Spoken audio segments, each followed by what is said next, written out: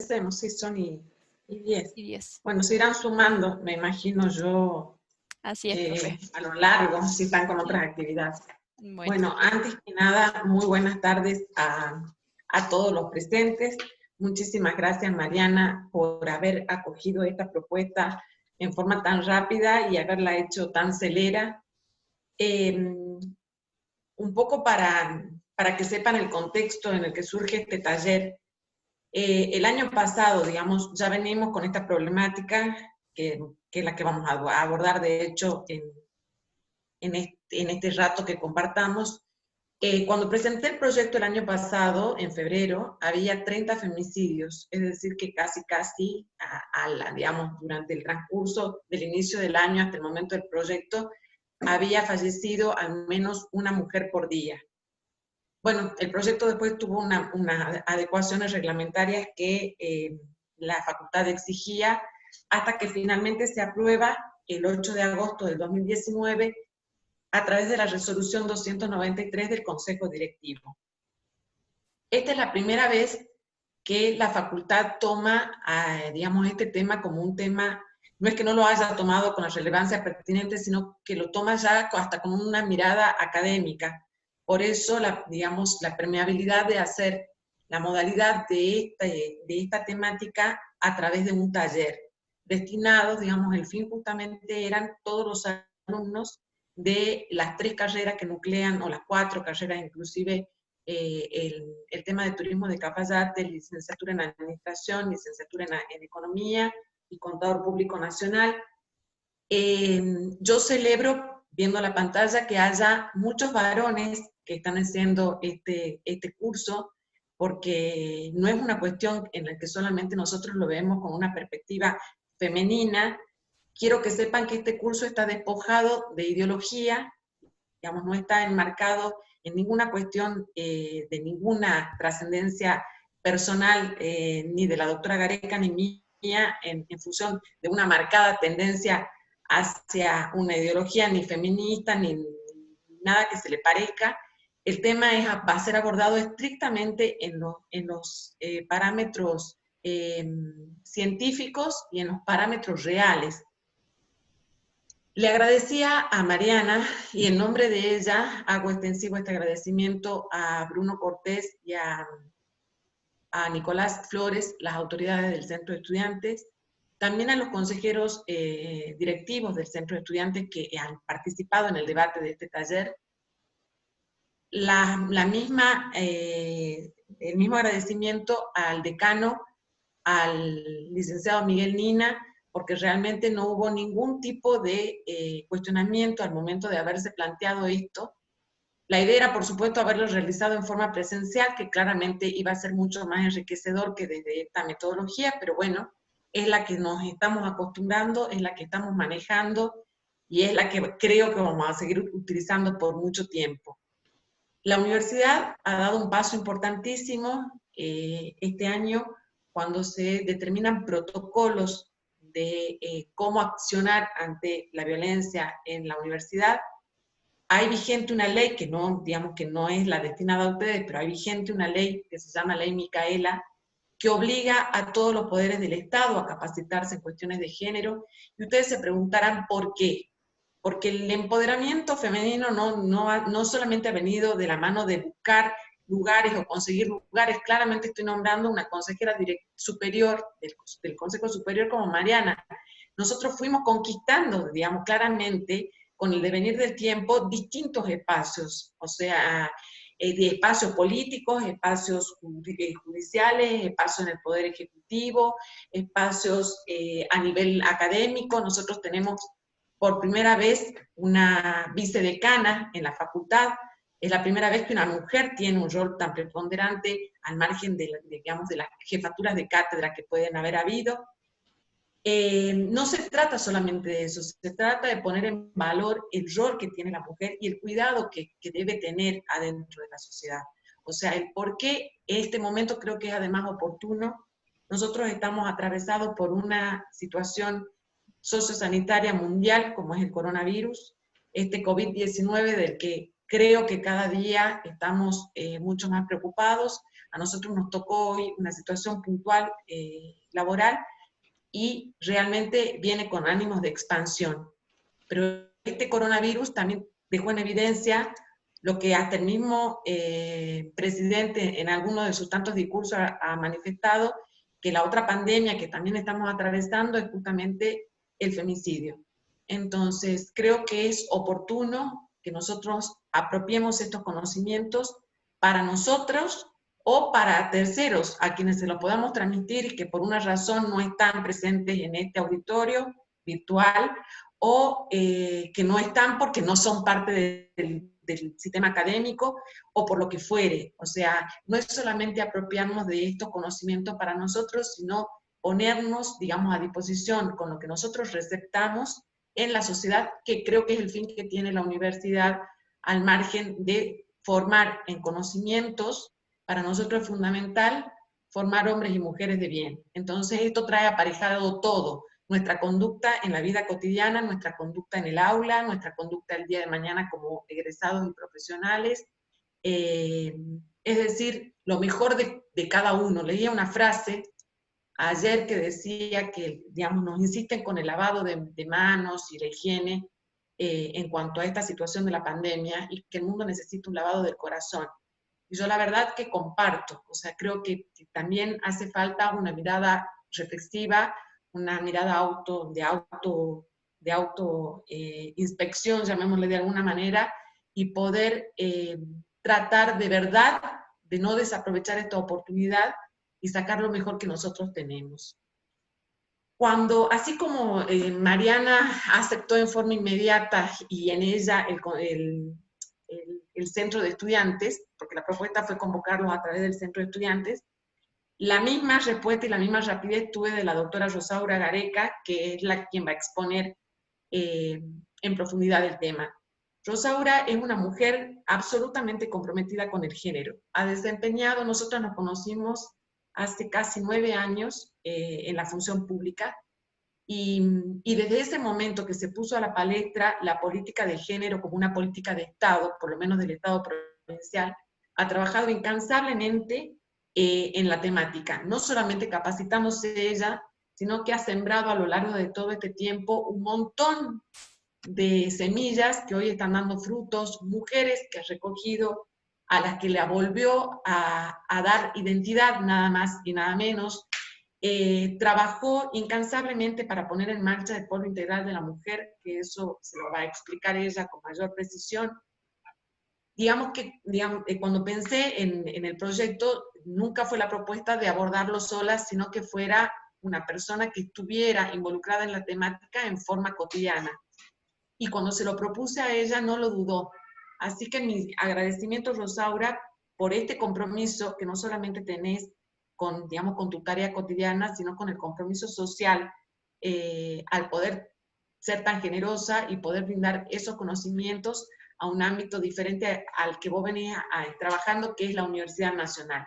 Así que el currículum de ella es larguísimo, es máster en Derecho Penal, es especialista en cuestiones de género, ha ocupado todos los cargos que se han relacionado al género en la provincia, así que es una persona activa en la materia, que eso es lo importante, con una mirada propia además, o sea, no una mirada sesgada solamente desde el accionar político, sino su mirada es una mirada muy personal.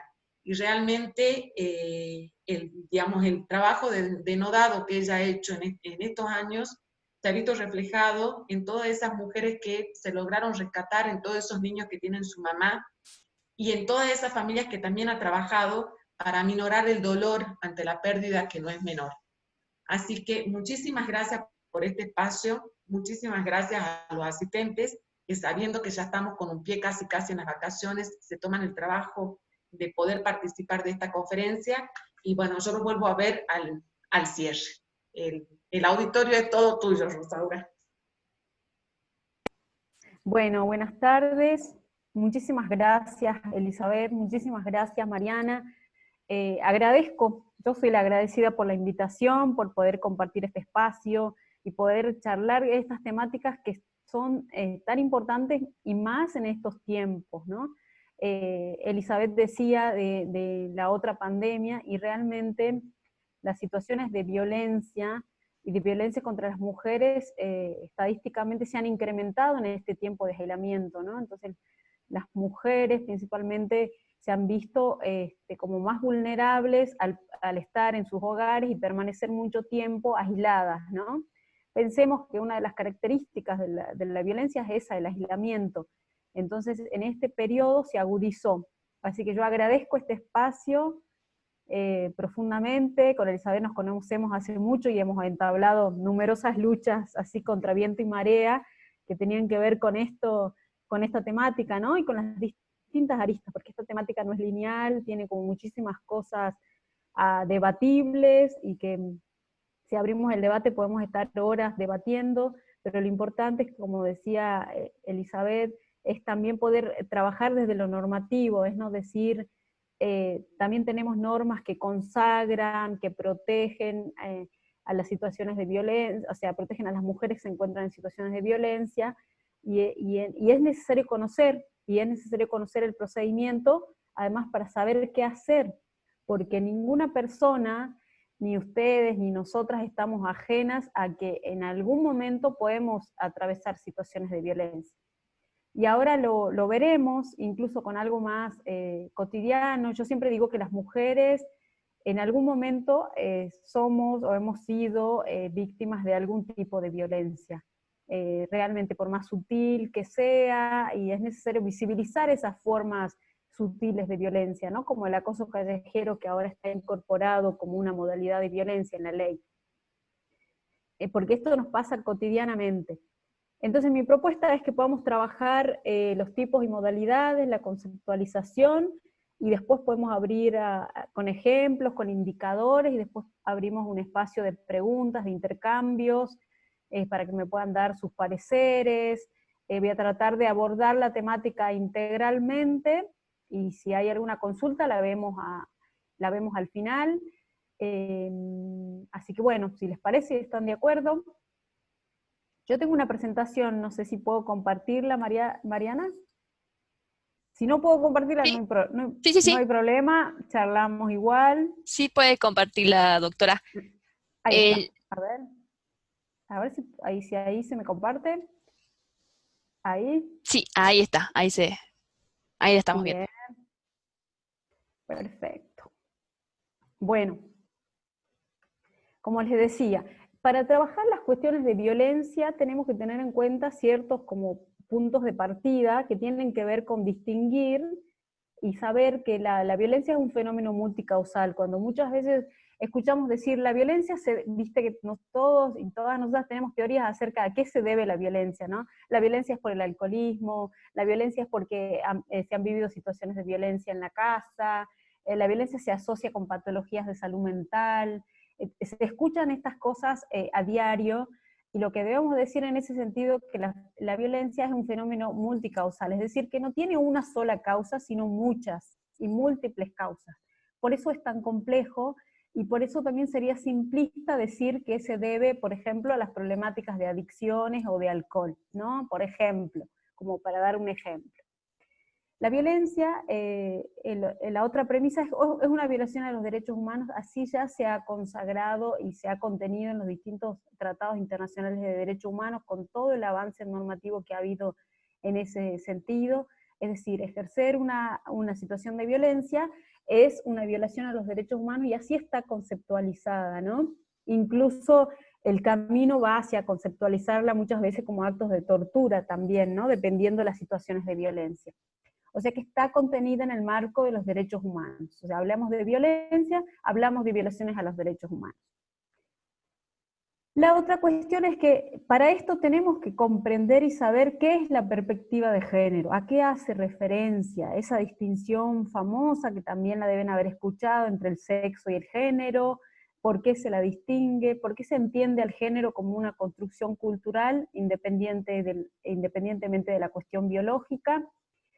Todo eso lo tenemos que tener en cuenta para abordar la violencia. La perspectiva de género no es más que una herramienta que nos permite, como una lupa, digo yo, como unos anteojos violetas, que nos permiten ver las desigualdades, reconocerlas y poder, en base a eso, hacer y tomar medidas de acción positiva, que por supuesto eso está en cabeza de los estados, ¿no? Y la última que les puse como puntos de partida es el reconocimiento de las distintas manifestaciones de la violencia. La violencia no se manifiesta como un solo tipo, que quizás el que nosotros más comúnmente conocemos es la violencia física, ¿no? El golpe, la marca o la agresión sexual. Eso es lo que comúnmente asociamos a la violencia. Pero hay múltiples manifestaciones de la violencia, y la vamos a ver ahora cómo se las conceptualiza en la ley, y vemos que no es tan simple ni tan clara las situaciones de violencia que se nos presentan, ¿no? Como les decía, la problemática de género y de violencia es un problema de derechos humanos. Esto ya se ha adoptado en las distintas convenciones, incluso que tienen jerarquía constitucional e incorporadas a nuestra Constitución, y que es ley operativa a partir de la reforma de 1994. ¿Por qué les digo esto? Porque estos instrumentos internacionales consagran la responsabilidad y la responsabilidad de los estados en tres grandes cosas, que es prevenir, sancionar y erradicar la violencia contra las mujeres, que ustedes ya también lo deben haber escuchado porque es una frase como muy común. Es decir, que toda la prevención están los estados llamados a hacerla, la sanción a través de no dejar los actos impunes, y la erradicación con todo tipo de medidas que el Estado tiene que tomar. Y el Estado salteño en eso, como le decía Elizabeth, han tomado desde hace mucho tiempo muchas medidas, pero concretamente desde 2014, desde que Salta declara la emergencia en materia social por violencia de género. A partir de ese año se han instrumentado numerosas medidas, que la vamos a ver un poquito más adelante, que tienen que ver con esto, la responsabilidad. Pero ¿por qué involucro tanto en mi presentación al Estado? Porque la problemática de la violencia antes era entendida como una cuestión privada, es decir, una cuestión que pasaba en las familias internamente, las personas en sus hogares, en sus espacios públicos, pero que no interesaba al Estado. Pensemos en la violencia doméstica, que por años ha permanecido en el ámbito privado.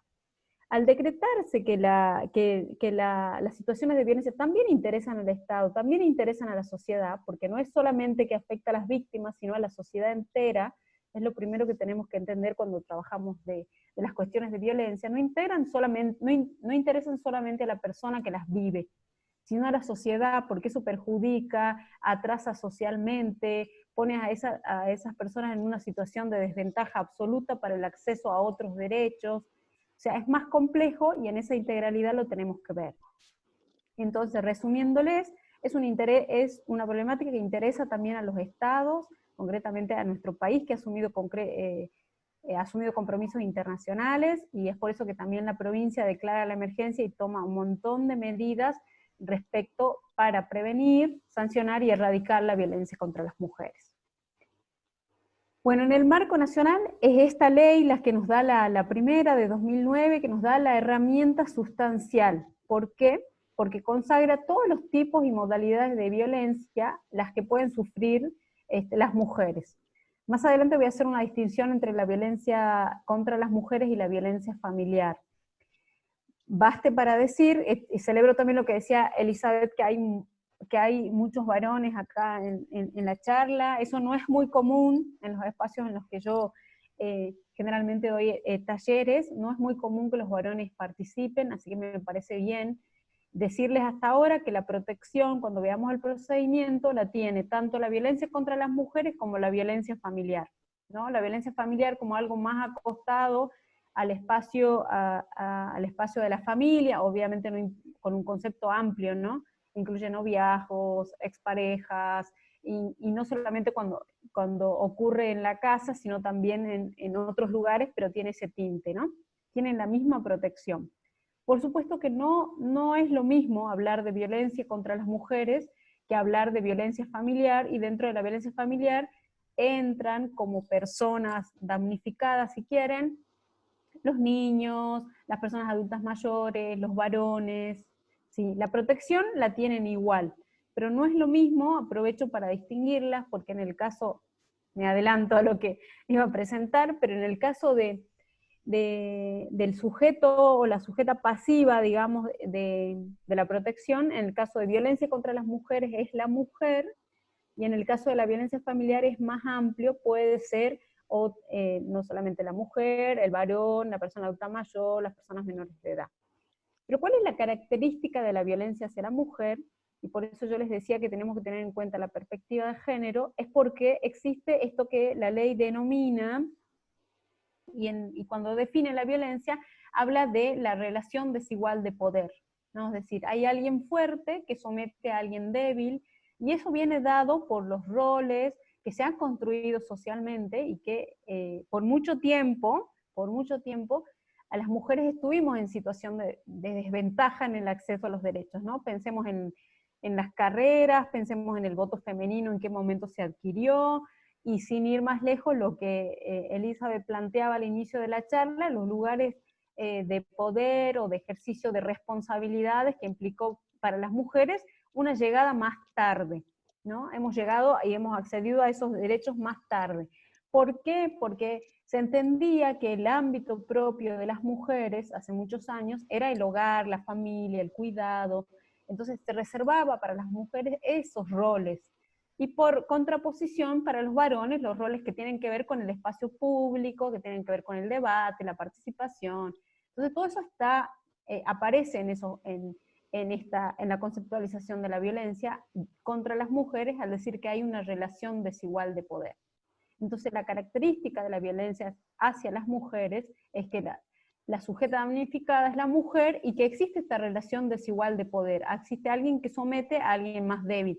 Y ya vamos a ver los tipos de violencia de los que puede ser víctima una mujer, ¿no? Pero la protección, tanto para la violencia familiar como para la violencia contra las mujeres, es la misma, digamos. Los procedimientos son distintos, pero hay también protección si un varón, un adulto mayor, o cuando se denuncia por una persona menor de edad, tienen toda la protección judicial a que su derecho, si ha sido vulnerado, sea reparado, ¿sí? La conceptualización que nos trae la ley 26.485 en su artículo 4, bueno, es la que ustedes habrán escuchado, ¿no?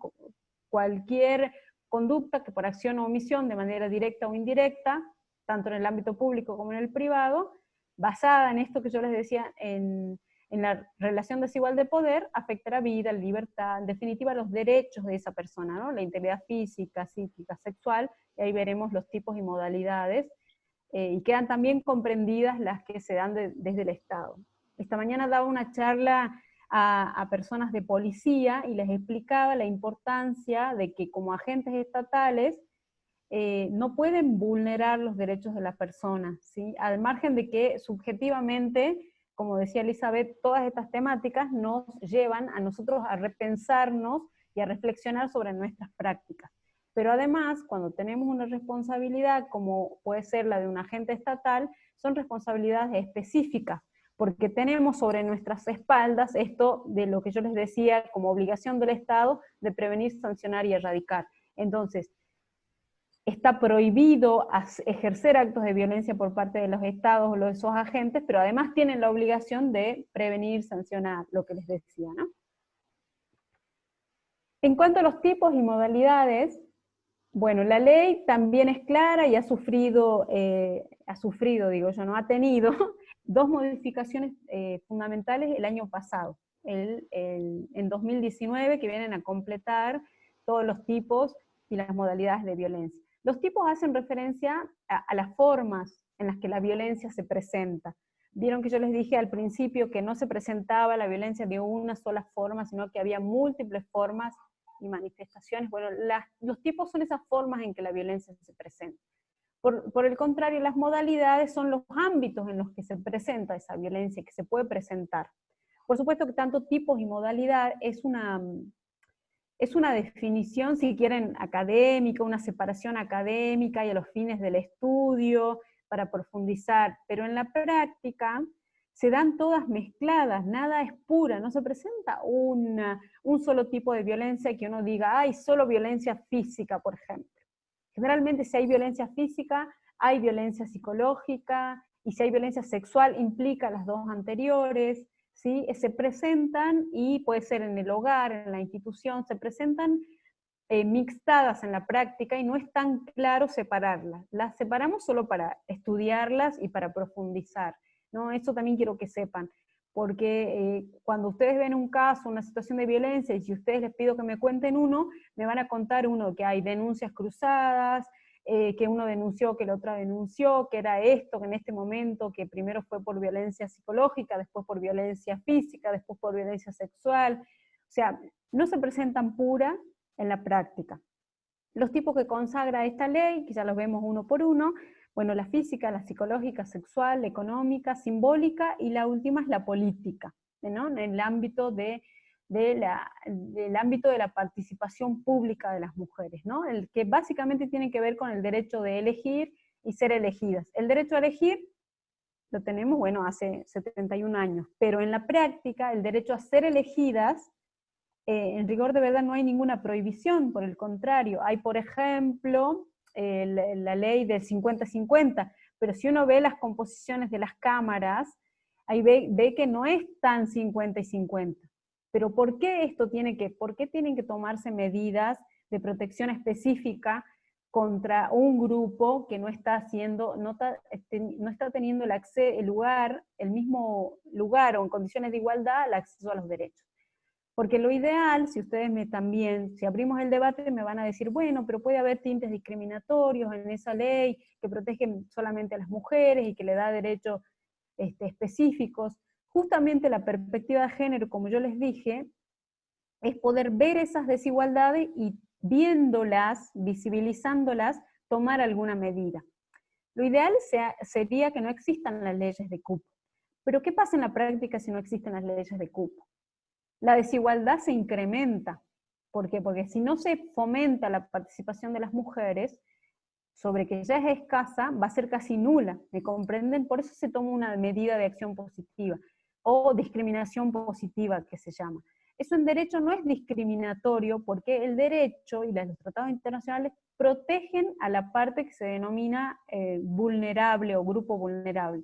Y las mujeres, al igual que los niños, al igual que las personas con discapacidad, son vistas como uno de esos grupos a proteger. Por esto que les decía, ¿no? Por las razones históricas que hemos sido separadas a lugares secundarios por mucho tiempo. Las modalidades, ya vemos una por una, no se asusten, vamos viendo ejemplos de cada uno de los tipos. Y las modalidades también, doméstica, institucional, que ustedes fíjense que son los ámbitos en los que se presenta esta violencia, ¿no? Contra la libertad reproductiva, la obstétrica, la mediática, y estas dos que están en verde son las últimas, las reformas del año pasado. En el espacio público, que es lo que se denomina el acoso callejero, y en la pública política, que tiene que ver con la violencia política que se sufre específicamente las mujeres cuando ya han accedido a ese lugar de poder, las descalificaciones, los hostigamientos, simplemente por estar en esas situaciones de poder. Bueno, con respecto a los tipos, el artículo marca concretamente cuáles son, a qué hace referencia a la violencia física, pero bueno, ustedes saben que la violencia física es la más visible, ¿no? Puede ir desde un puñetazo, un empujón, un mechonazo, que esas son cosas como, puede ir hasta algo más grave, ¿no? Puede ir desde un empujón hasta estar hospitalizada a causa de las lesiones, ¿no? Esos son los indicadores de la violencia física. No presenta mayores obstáculos porque es la que se ve, y cuando se ve se hace palmaria, ¿no? Entonces no hay dudas de que existe, pero no así otros tipos de violencia que son más sutiles.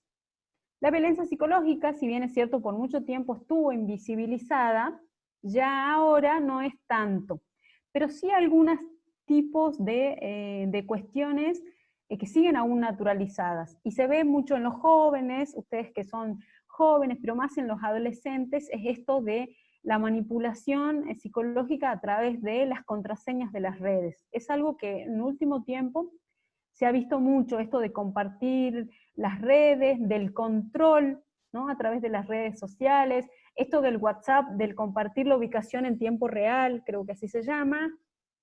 Es decir, ha dado una herramienta más para ejercer ese control, ¿no? Ese control que está presente en la violencia psicológica. Bueno, comprende la manipulación, tanto acción como omisión. La omisión podría ser ignorar, no validar a la persona.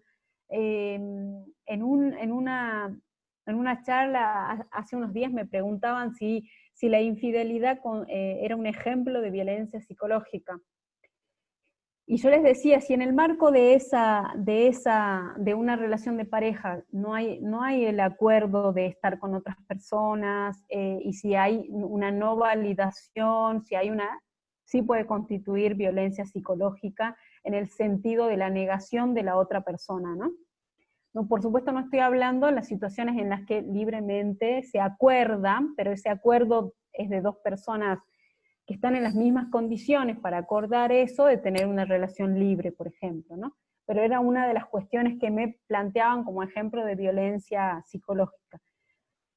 Lo que pasa, la violencia psicológica es la primera que se presenta, porque va con toda esta va con la disminución de la autoestima, y dicen las especialistas en psicología que es la más difícil de recuperar, porque la violencia física, el moretón se me va, si estoy en condiciones más graves, salgo del hospital y salgo bien, es fácilmente recuperable, pero la violencia psicológica, la que va atacando la autoestima de la persona, y que puede llevar años antes de que yo me dé cuenta que eso está ocurriendo, daña muchísimo a las personas. Y de hecho es una de las causas que es más difícil la salida, ¿no? Esa dependencia emocional que se genera de la persona que es víctima con la persona que es agresora, se genera un daño, se dice incalculable, porque además la violencia, cómo se presenta, la persona que es agresora va cortando las redes de la víctima, digamos, ¿no? Es decir, hace comentarios respecto de la familia, de las amistades, pero la violencia psicológica implica, sin llegar a prohibir, o sea, por ejemplo, por supuesto, si no me deja salir, ¿no? Hay una privación ilegítima de la libertad, hay secuestro, y ahí se ve palmario, ¿no? Si me encierra y me pone llave, se ve gráficamente. Pero la violencia psicológica son sutilezas. Va comentando por qué te vas a juntar con tus amigas, bla, bla, bla, así de tal manera y con tanta sistematicidad que llega un momento que la víctima decide hacer lo que cree, lo que el agresor le marca, pero por una sola cuestión de no tener problemas, de no generar conflictos. Por eso es la peligrosidad, porque va socavando la mente de la persona, el alma de la persona, de manera invisible, si quieren. Y está presente cuando hay otro tipo de violencia, posta, les digo, que está presente la violencia psicológica como primera aproximación a la violencia. ¿Sí?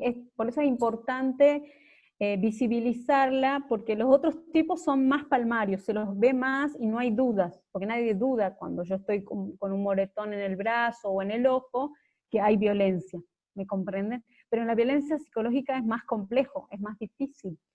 O sea, ¿cómo yo pruebo que estoy sometida desde lo psicológico? Quiere decir, no sometida desde lo físico, como les digo, que me encierren con llave, sino de que es el daño que se hizo en mi psiquis, que a mí me lleva a tener esa conducta, sin ni siquiera que haya el acto exterior físico de que me encierren, ¿sí? Directamente yo sola me encierro, yo sola no salgo, yo sola no fomento mis redes, y me quedo aislada.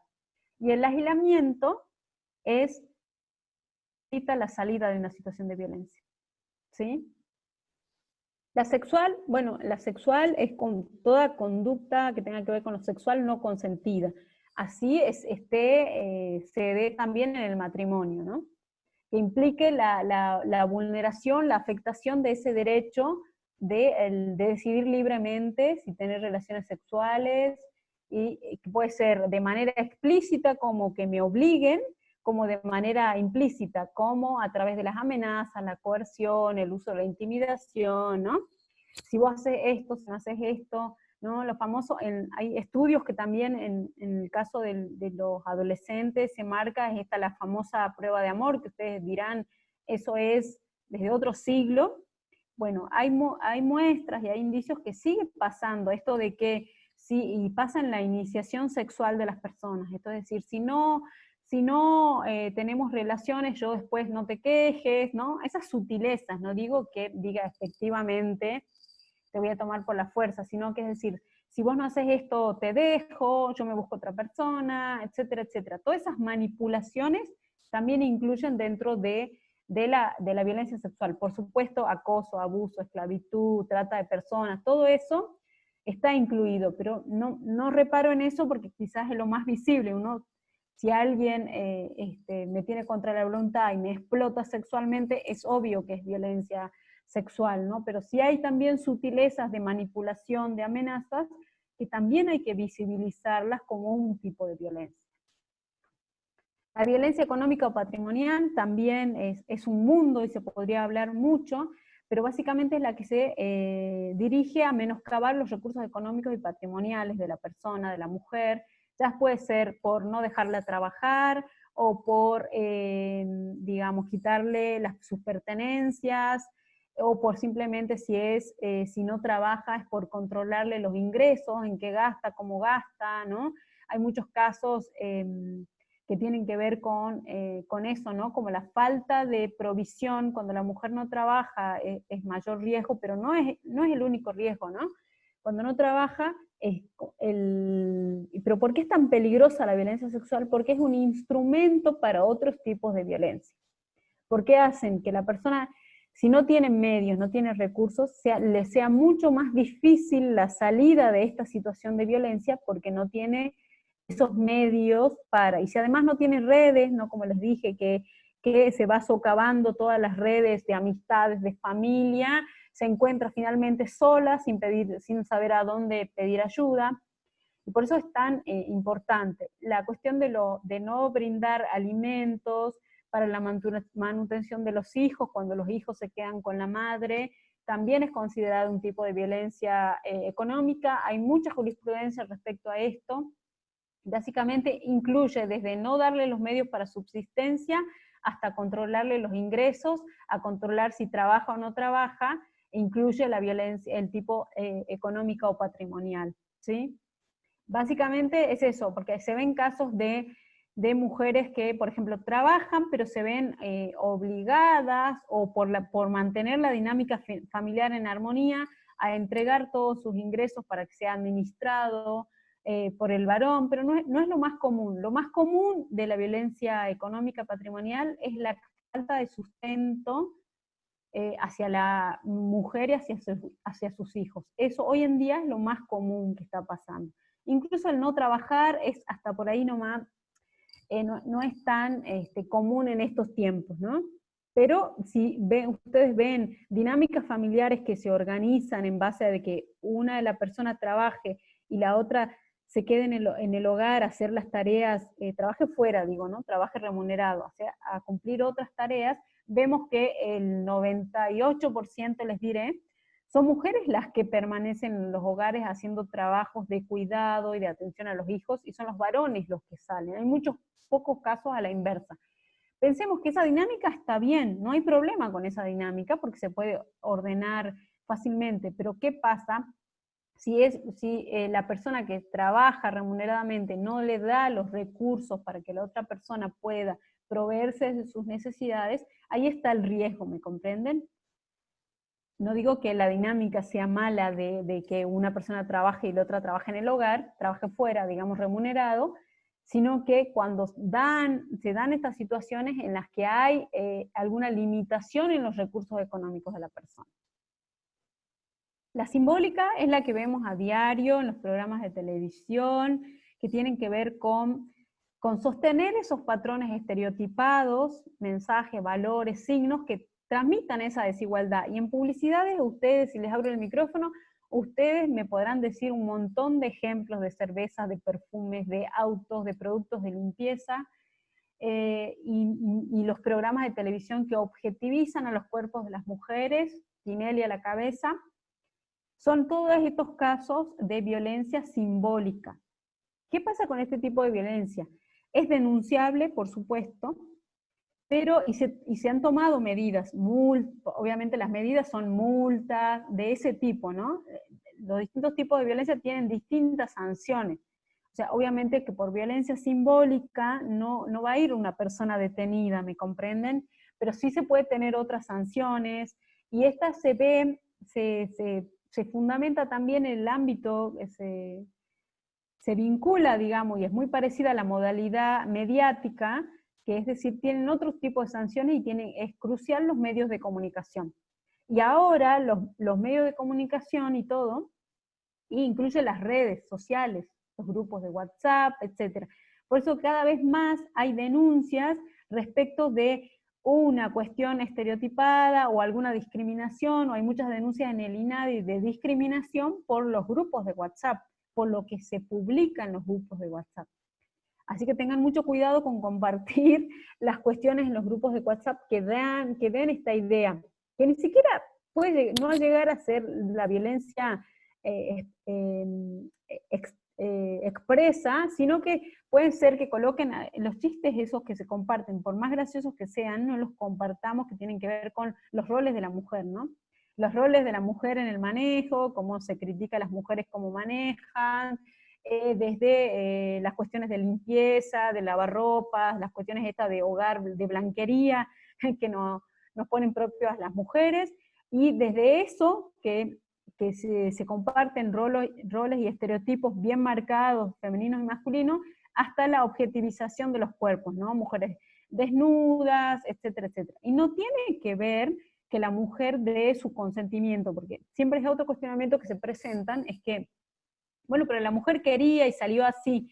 No se juzga eso, sino que se juzga la reproducción de eso, ¿me entiendes? Si yo después de eso voy y reproduzco, por ejemplo, por eso es una violencia propia de los medios de comunicación, pero no propio ahora, quiero decir que nosotros todos y todas podemos ser sujetos por lo de las redes sociales. Si yo comparto algo en las redes sociales, puedo decir, bueno, es privado, es mi red social, pero si yo ya lo hice público para que más personas lo vean, puedo sufrir una denuncia por violencia simbólica, ¿sí? Por supuesto que la sanción no va a ser que yo vaya detenida por eso, no, pero por ejemplo, me pueden obligar a que levante, a que me retracte.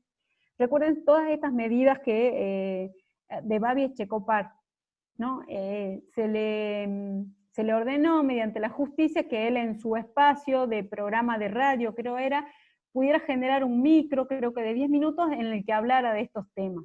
Esas son las sanciones para la violencia simbólica, que puede ser que me retracte. Los diarios siempre sacan, si hay una discriminación en primera plana, que la retractación también sea en primera plana, ese tipo de cosas. O alguna sanción, que yo haga algún trabajo comunitario de ese tipo, ¿sí? Pero es importante y es muy central, ¿por qué? Porque este tipo de violencias es la que sostiene los otros tipos de violencia, ¿no?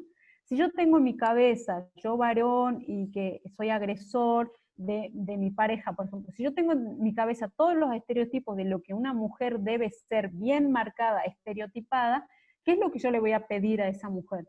Que cumpla esos mandatos.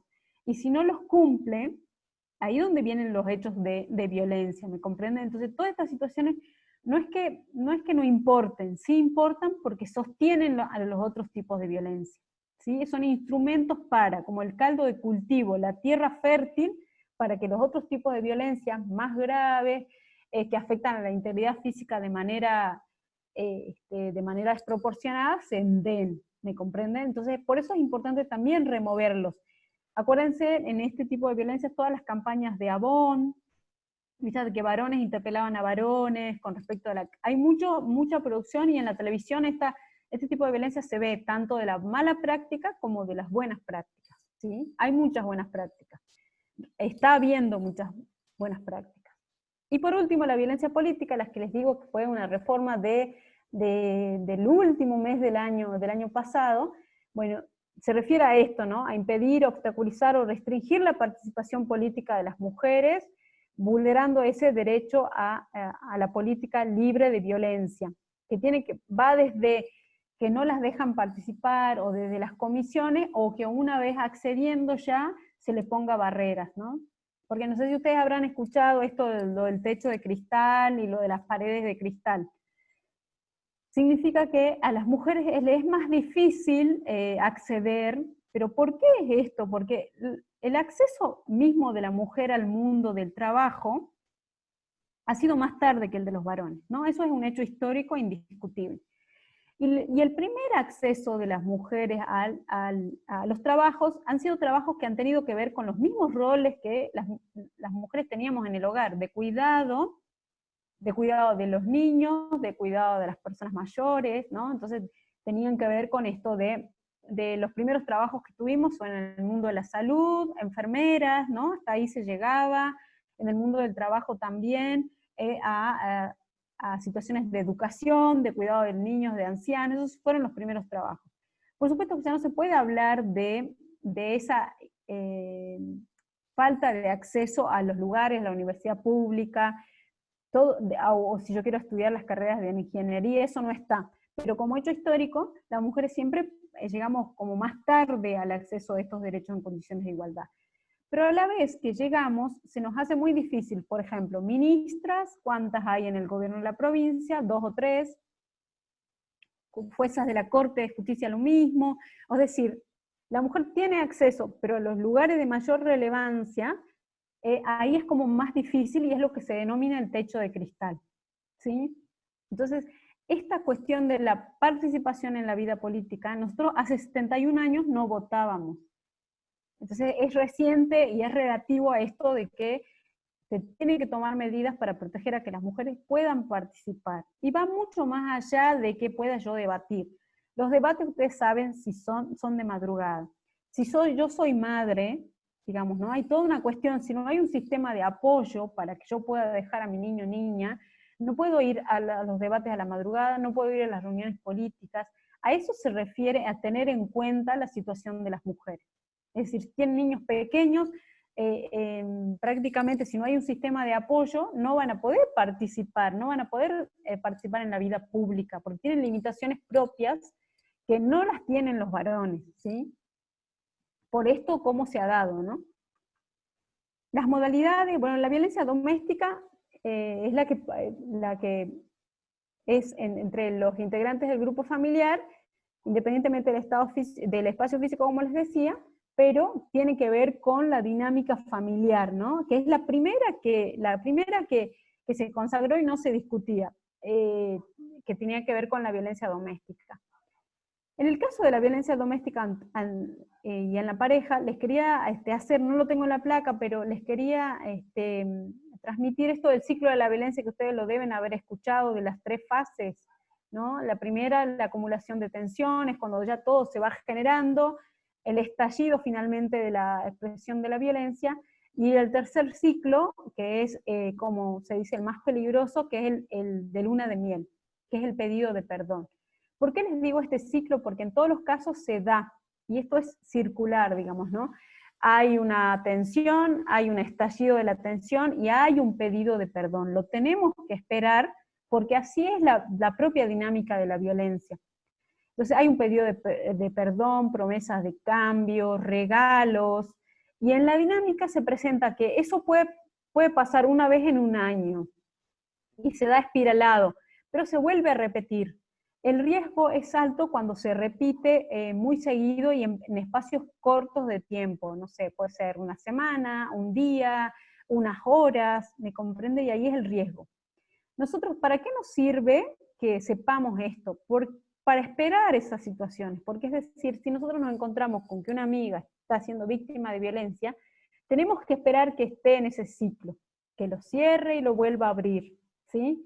Porque si no, les digo esto porque pasa muchas veces que uno ayuda a una persona una vez y después se aleja cuando ve que hace el ciclo, es decir, vuelve con la persona y uno ahí cierra, ¿no? Como dice, yo la ayudé, ella no quiere, todo este tipo de cosas que son perfectamente entendibles, pero tenemos que saber que es propio de la dinámica de la violencia y que sin ayuda externa no se sale de ese círculo.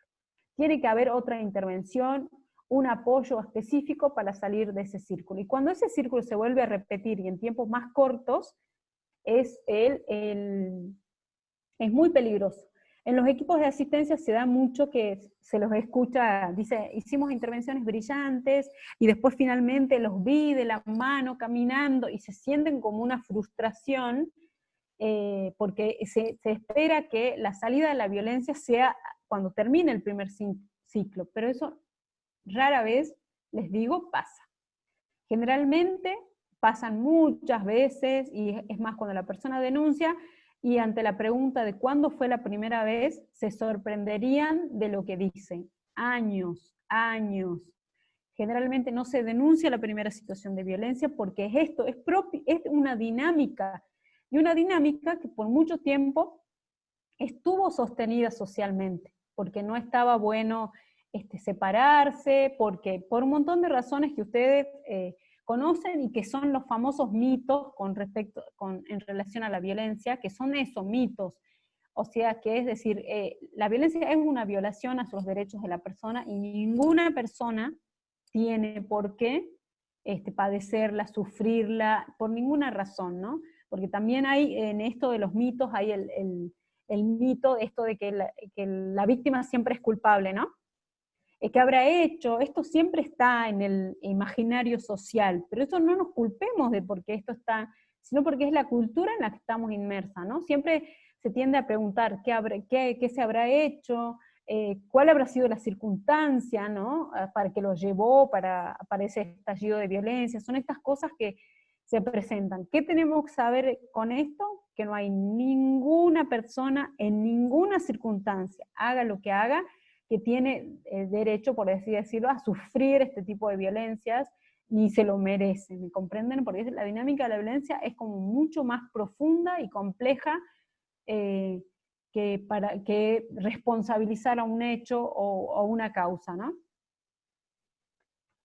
Entonces, el ciclo de la violencia, 3 fases, ¿no?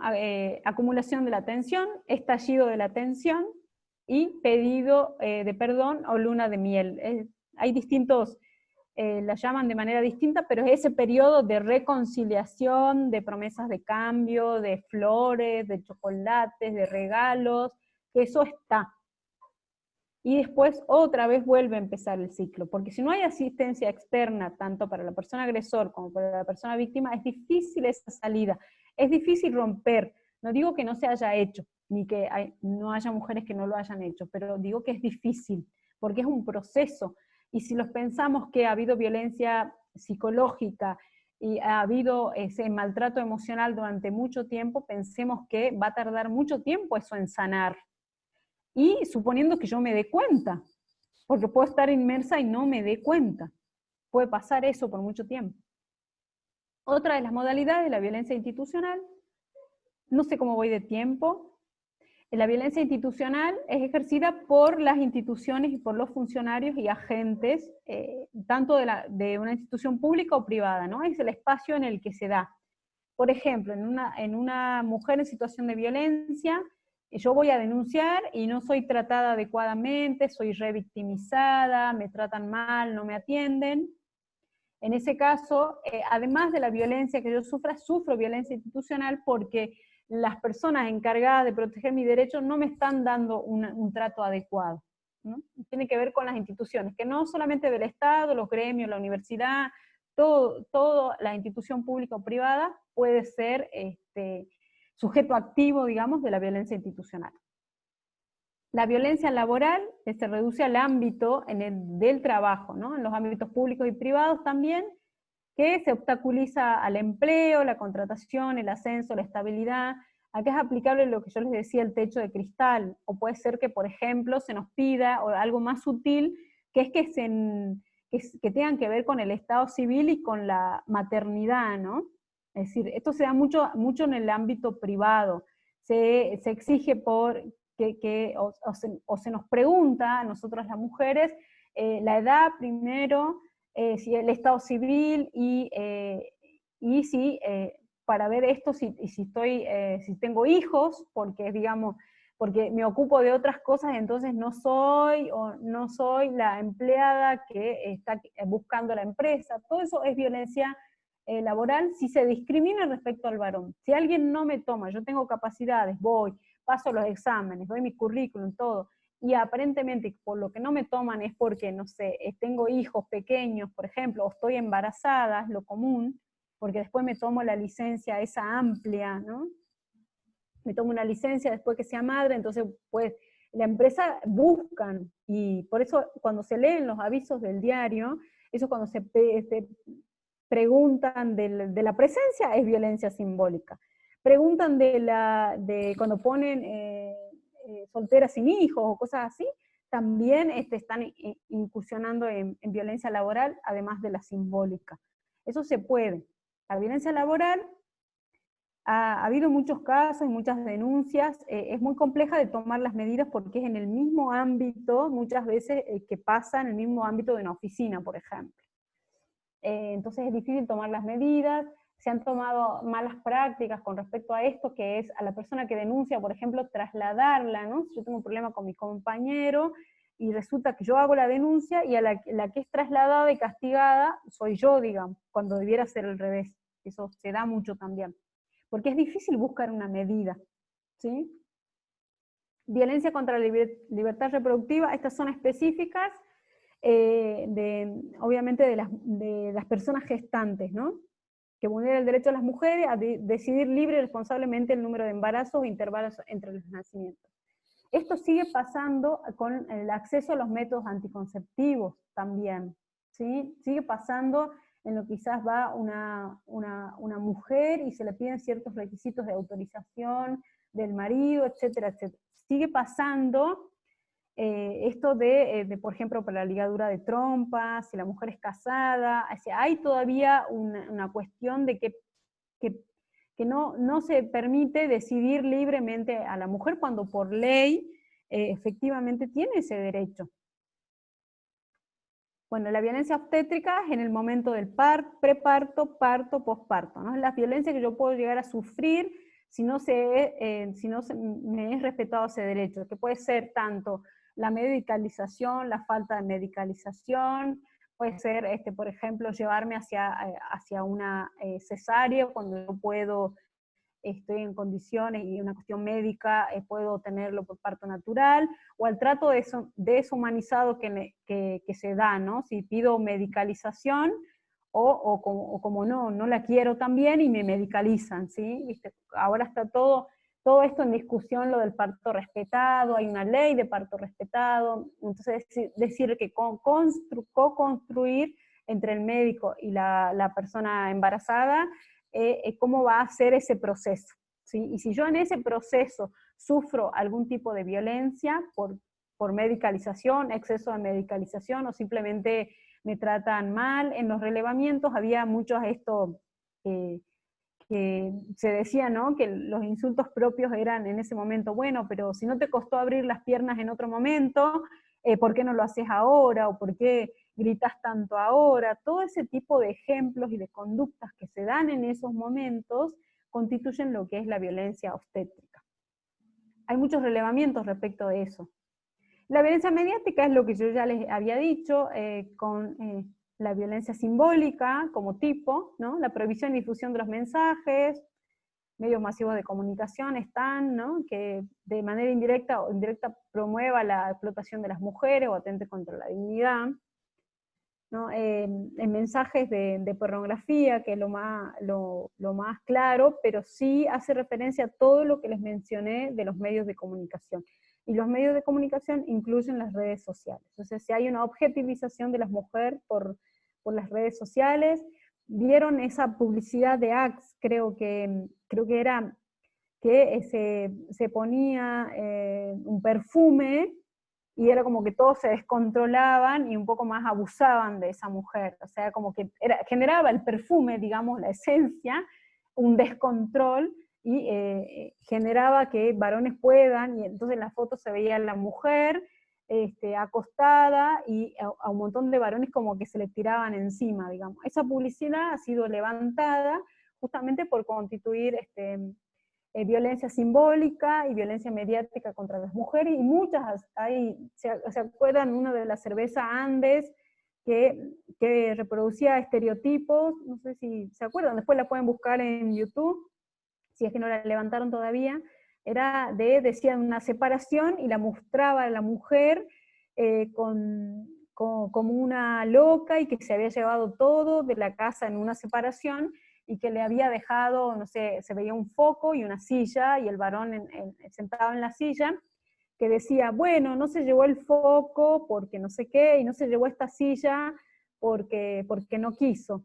Y una cosa así. Entonces representaba el estereotipo de la mujer, es decir, la loca, y la que le sacaba todos los bienes al varón al momento de la separación. Entonces esas también se hizo una presentación judicial y se la levantó, como muchas otras que se han levantado, y que no me acuerdo ahora ejemplos, pero se han levantado por eso. Ya hay una conciencia más.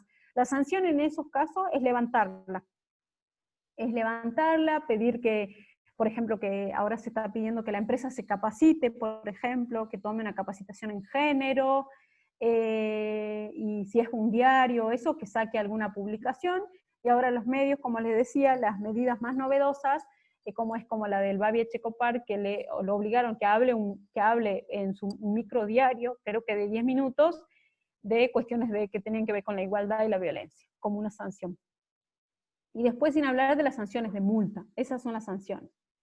Estas nuevas modalidades que les digo, es que la violencia en el espacio público, ¿no?, ejercida contra las mujeres por una o más personas en lugares públicos o de acceso público.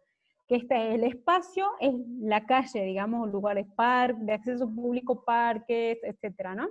Medios de transporte, centros comerciales, dice que a través de conductas o expresiones verbales y no verbales, las insinuaciones, los ruiditos, esos famosos, ¿no?, cuando una persona pasa, hacen ruidos y eso, con connotación sexual, que afecten o dañen la integridad de la persona, la libertad, la libre circulación. Esto se ha sancionado el año pasado, en mayo, creo, sí, en mayo, como otra modalidad, y es lo que se conoce con el nombre de acoso callejero. Pero en realidad el nombre técnico es violencia contra las mujeres en el espacio público. ¿Sí? Es el acoso callejero. También el nivel de sanción, acá, por supuesto que nadie va a ir detenido por esto, ¿me comprenden? Pero sí hay un tipo de sanción. En el caso trabajamos con las empresas y con el Colegio de Arquitectos, porque se daban con ciertas obras, había como reiteradas puestas en conocimiento de que las personas que trabajaban en esa obra acosaban, y ya se llevaba un registro que mujeres, se había por las redes sociales, se había compartido que las mujeres decían no pasen por tal calle, porque tal cosa. Entonces se hizo una intervención, se hizo una capacitación. Las empresas, no sé si habrán visto algunas de construcción que tienen un cartel que es de ni una menos, o en esta empresa no se acosa, como empresas comprometidas en erradicar lo del acoso. Entonces sancionan a las personas que trabajen con ellos que tienen estas conductas de acoso en la vía pública, y por supuesto que son esas las medidas, ¿no? Pero ¿qué se busca? ¿Cuál es el espíritu? Que es erradicar todo este tipo de conductas en el espacio público, que una persona se siente habilitada para hacerlas, ¿no? Y esto lo sufren mucho las adolescentes, ¿no? Las adolescentes de 13 años, cuando empieza el cuerpo a desarrollarse, es muy reiterado que sufren este tipo de acosos, de conductas sexuales, que pueden ser verbales o no verbales, como les dije, ¿no? Gestos. Esto se sufre. Es más, si hacemos una encuesta entre las chicas presentes en el taller, veremos que en algunas situaciones se tuvieron en la calle que pasar estas situaciones. Bueno, ahora está contenido en la ley, se puede denunciar. La violencia, la otra modalidad, la pública política, que es la que les decía de diciembre del año pasado, es esto contra las mujeres, aquella fundada en razones de género, mediante intimidación, hostigamiento, deshonra, descrédito, persecución, acoso o amenazas. Si la violencia que se hace a la persona que ya está ejerciendo un rol político y que se la descalifica por eso, ¿no? O porque es muy joven, o porque es muy linda, o porque se comporta así, o sea, se le exige un combo de comportamientos a una persona que ejerce un rol político, que a diferencia de los varones no se le exige lo mismo. Entonces, si hay una descalificación, intimidación, hostigamiento, hay muchos ejemplos, ¿no? La diputada, sin ir a cuestiones políticas, a despejar de todo eso, pero hay una diputada joven, muy joven, que sufre todo tipo de... la capacidad o incapacidad es otra cosa, digamos. Si a raíz de tu rol político vos sufrís un constante hostigamiento, descrédito, etcétera, etcétera, etcétera, digamos, sos víctima de esta situación de violencia pública política, independientemente si tengas capacidad o no, porque la capacidad o incapacidad de un legislador, de una legisladora, puede estar y uno puede tener su opinión, pero ahora la descalificación, intimidación, hostigamiento o la descalificación por... O sea, si yo soy diputada y tengo un rol como diputada, públicamente puedo ser juzgada por mi rol como diputada, no por mis calificaciones, ¿no? Por si soy casada, si no soy casada, si soy joven, qué edad tengo, ¿me comprenden? Entonces cuando esa descalificación va por el hecho de ser mujer y se la ataca personalmente, puede ser pasible de este tipo de violencia pública política. Bueno, ahí hago un respiro, me tomo un mate y les cuento el procedimiento. Ahora, ¿qué hacer ante estas situaciones, no? O mejor dicho, ¿qué hacer acá en Salta con esta situación? ¿Voy bien de tiempo, Marina? Disculpe, Sí, también dice. estaba tomando agua. Sí, profe. Genial. Tenemos hasta las 18 menos 10. Ah, genial, genial, genial. Les explico el procedimiento cortito y abrimos el espacio para que puedan preguntar y ver alguna situación particular, ¿sí? Bueno, en nuestra provincia, como les decía, en 2014 se marca el hito, esta etapa que yo puse como la tercera etapa, estamos ahora, desde que se declara la emergencia, y desde ahí se generan toda una batería de medidas específicas que tienen que ver con juzgados especializados, fiscalías especializadas, el Observatorio de Violencia contra las Mujeres se crea, la Ley de Procedimientos 7888 a la que ahora me voy a referir.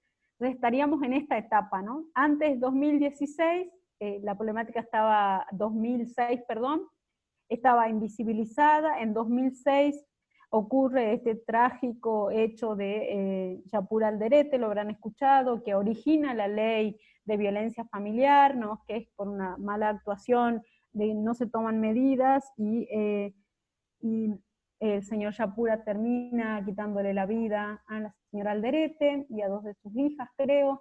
Entonces a partir de ahí se activa todo, Salta y Argentina está condenada internacionalmente a pagar indemnizaciones y a modificar el procedimiento en ese caso, y a partir de ahí se genera toda una etapa en la que se activan muchas dependencias, pero que realmente el avance se da en 2014 cuando se declara la emergencia. Por supuesto, como decía Elizabeth al inicio, Salta sigue estando liderando las estadísticas en materia de femicidios, o sea que más allá de todas las medidas que se hayan tomado hasta aquí, todavía no se ha logrado bajar esos índices, ni los de denuncia, ni los índices de femicidio. Hay una cuestión cultural fuerte que siguen estando presentes estas problemáticas sociales en Salta. Esta ley, la ley 7888, es una ley provincial, es de 2015, y es la que establece el procedimiento a seguir ante situaciones de violencia, es decir, ¿qué hacemos ante esta situación? Ya las identifiqué con los ejemplos que les dije, ahora ¿qué hago? ¿No? Bueno, esta ley viene a decirnos eso, cuál va a ser el procedimiento, establece los principios y garantías de la actuación judicial, haciendo cumplir, digamos, estas dos leyes que yo les marco ahí. La 26485, que es la que les acabo de contar de violencia contra las mujeres, y la ley provincial 7403, que es la que contempla la violencia familiar, y como les dije, también pueden ser sujetos pasivos, las personas adultos mayores, los varones, los niños, niñas, adolescentes. ¿Sí? Esta ley, la 7888, nos marca que el procedimiento, que les voy a contar, son aplicables a las dos, por eso que les decía. Me pasa mucho en los cursos que doy de policía, que los varones me preguntan, pero ¿qué pasa si el varón es la víctima en realidad? Y yo les digo, tienen igual protección, pero no es lo mismo, ¿sí? No es violencia de género, no es violencia contra las mujeres, con toda esta protección que tienen. Pero sí tienen, si eso les pasa, pueden denunciar, pueden tener medidas, el procedimiento está abierto, no es que solo esté abierto para las mujeres. Aclaro eso porque sale mucho en las charlas que doy, y lo aclaro antes de que salga. ¿Sí? Pero el procedimiento es el mismo. Hay un perrito, y no es mi perrita porque ladra como más potente, y se está portando bien, no sé dónde anda ahora. Bueno, este es el cuadro para resumir lo que es la violencia familiar y la violencia contra las mujeres que les dije.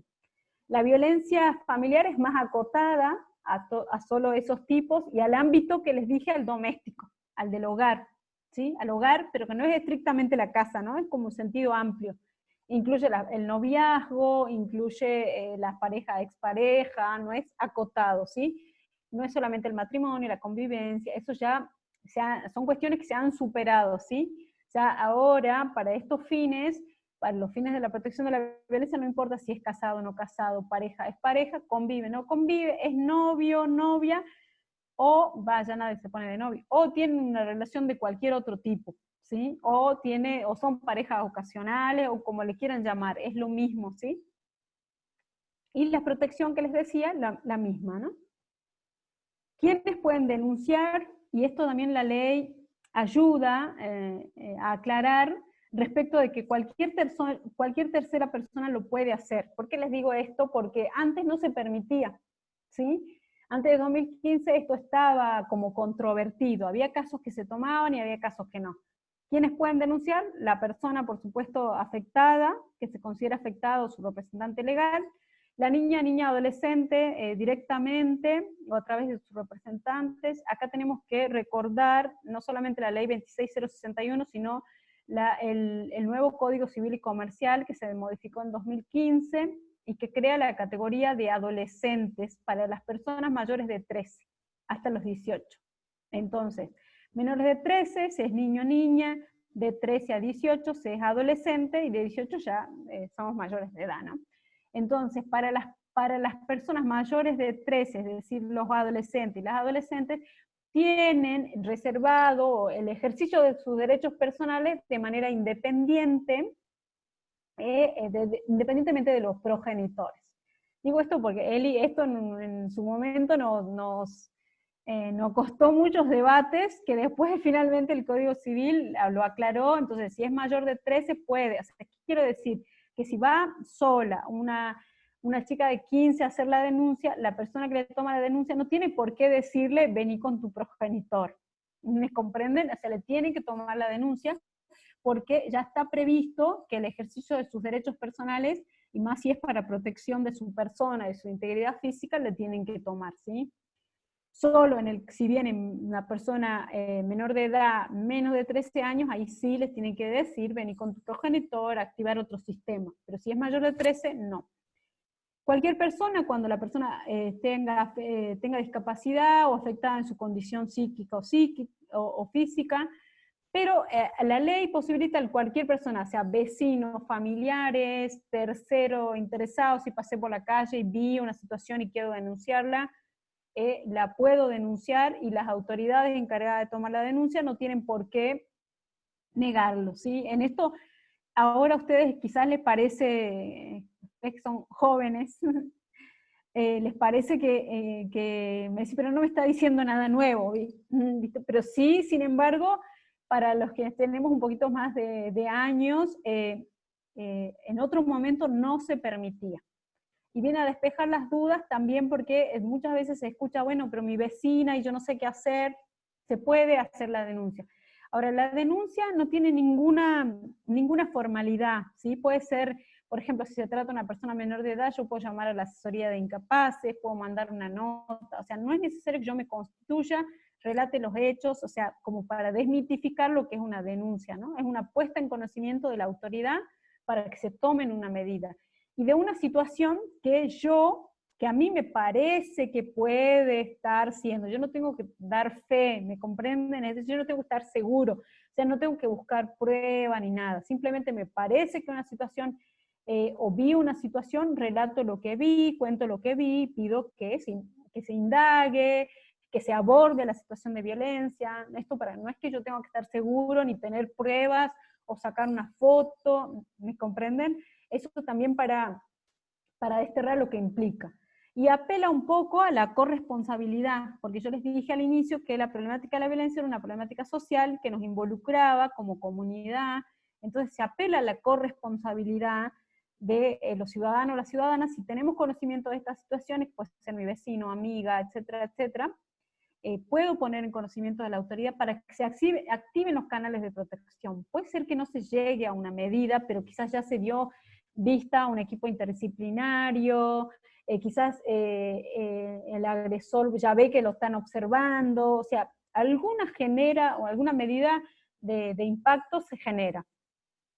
Ahora, ¿quiénes están obligados a denunciar? Los funcionarios públicos, agentes profesionales y técnicos, dice de esas áreas, pero en general ya la jurisprudencia lo amplió, a que presten servicios tanto en establecimientos públicos y privados, lo digo para los docentes de los privados también, que ellos decían, no, pero es para los públicos, no, también es para los que, ¿por qué les digo esto? Porque interesa a la comunidad e interesa al Estado, y estas normas en derecho se llaman de orden público, es decir, que no se pueden dejar de lado su cumplimiento porque a alguien se le ocurrió, son obligatorias para todo el territorio de la Argentina y no podemos decir, no podemos no cumplirlas. ¿Me comprende? Eso significa de orden público. Y las leyes de protección de la violencia son de orden público. Entonces, todos los funcionarios están obligados que en ocasión de sus funciones tomen conocimiento de una situación de violencia, están obligados a denunciarla. Por todos los fundamentos que yo les decía,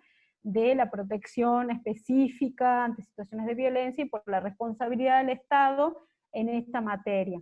¿Sí? Esto no es menor para los agentes estatales que tengan, incluso, por ejemplo, profesores de la universidad, etcétera, etcétera, que tengan un rol y que en ese rol hayan tomado conocimiento de una situación de violencia. Y como les digo, no implica que la constaten, porque ahí se abre también otra puerta de que podemos llegar a tener malas prácticas en ese sentido, ¿sí? No sé, cómo convocar a las partes, ha habido casos en los que se ha convocado a las partes para que se sienten, o sea, se los hizo coincidir en una oficina y que cuenten. Y eso en rigor de verdad, cuando nosotros estamos hablando de violencia contra las mujeres, hay esa relación desigual de poder. Entonces no podemos hacer coincidir a la víctima, digamos, con la persona agresora, porque ¿qué me va a decir la víctima en esa situación de miedo, temor? Lo más probable es que se retracte, que diga que no pasó nada, y no es un buen abordaje ese. ¿Sí? Entonces, agentes estatales que en ocasión de su trabajo hayan tomado conocimiento de situaciones de violencia tienen la obligación de denunciar, de derivar responsablemente, eso que implica decirle a la persona dónde puede ir, qué recursos puede activar para protección a sus derechos. El procedimiento que prevé la ley, bueno, es reservado solo para las partes, o sea, no tienen por qué conocerse lo que hay en el expediente, ¿no? Es gratuito, eso implica que no se cobran estampillados, eso también es por el acceso, no se cobran estampillados, y además el patrocinio está previsto, el patrocinio gratuito de las Defensorías de Violencia Familiar y de Género, para representar a la víctima tanto en procesos civiles como penales, para hacer el seguimiento del expediente exactamente. Y todo eso que tenga que ver con el patrocinio, ¿no? O sea, no es solamente gratuita la orientación, sino también representarse en juicio. Eso, Salta es una de las provincias que tiene la Defensoría de Violencia Familiar y Género con esta competencia que les decía, civil y penal. O sea que quiere decir que también se pueden presentarse en los juicios penales. Esto en todas las provincias no lo tienen, Salta lo tiene por esto de la declaración de la emergencia. En otras provincias tienen activados otros canales como los abogados de víctimas o cosas así que tienen que ver con el colegio de abogados, pero la defensa pública en el ámbito del Ministerio Público de la Defensa es considerado un avance de la provincia respecto al patrocinio gratuito de las víctimas, ¿sí? Lo otro es que la denuncia y la exposición, eso también no sé si lo habrán escuchado, son muy jóvenes para haberlo escuchado, pero antes se consideraba que si se hacía una exposición era como más leve que la denuncia. Uno iba y dejaba una constancia en la policía y no significaba que le iban a tomar las medidas o que le iban a detener, se decía, se entendía. Bueno, la ley viene a equiparar y dice que se va a otorgar el mismo trámite, tanto si se hace una denuncia como se hace una famosa exposición. Lo mismo la policía, en el caso de la policía, cargan el formulario y de manera inmediata impacta por los sistemas informáticos en la Oficina de Violencia Familiar y de Género, o sea, les dan el mismo trámite. Otro de los derechos que se consagra es la posibilidad de ser acompañada de personas de su confianza. Eso también es nuevo en el sentido de que no necesariamente cuando va a hacer una denuncia tiene que entrar sola. Viste que muchas veces le dicen, bueno, no, quédese que no es interesada. La persona, si se siente segura con otra persona que la está acompañando, puede hacer que esa persona ingrese. Por supuesto que lo que hay que cuidar es que la persona que acompañe sea eso, que acompañe, no que lleve la voz cantante y que desdiga lo que está diciendo la persona, ¿me comprenden? Eso es una persona que acompaña y quizás que hace que la persona en situación de violencia se sienta más segura, contenida, pero para nada implica que la reemplace en la voluntad de hacer la denuncia, ¿sí? ¿Qué garantías? Más o menos ya la hemos visto, implica una garantía amplia del derecho a ser oída, que esto también en victimología, derecho de las víctimas es también relativamente nuevo, ¿no? Porque se saca, porque el Estado como que la reemplazaba a la víctima en esto de perseguir el delito, el proceso, y no se la escuchaba para nada. Este procedimiento consagra que ella sea escuchada, y es más, a la hora de tomar las medidas también se le pregunta qué medida de protección va a ser la que mejor garantice su integridad física o psíquica, o sea que tiene una participación más activa. En el caso de que haya personas detenidas, se le tiene que informar si van a salir en libertad, cuándo, todos esos derechos están contenidos en el procedimiento. Y por otro lado también esto de la libertad probatoria, se consagra un amplio margen de pruebas. Esto también es nuevo porque, como les decía antes, se decía que los testigos íntimos, de como que serían familiares o amigos, no estaban habilitados para dar su testimonio. En estos casos se los adopta también porque se entiende que son quienes mejores conocen en la dinámica familiar, entonces son tomados en cuenta como testigos válidos, ¿sí? Bueno, el procedimiento, resumiendo, se da la denuncia, que es la puesta en conocimiento, la declaración unilateral de voluntad, y como es justicia cautelar y justicia especializada, se da inmediatamente la vista al juez o jueza.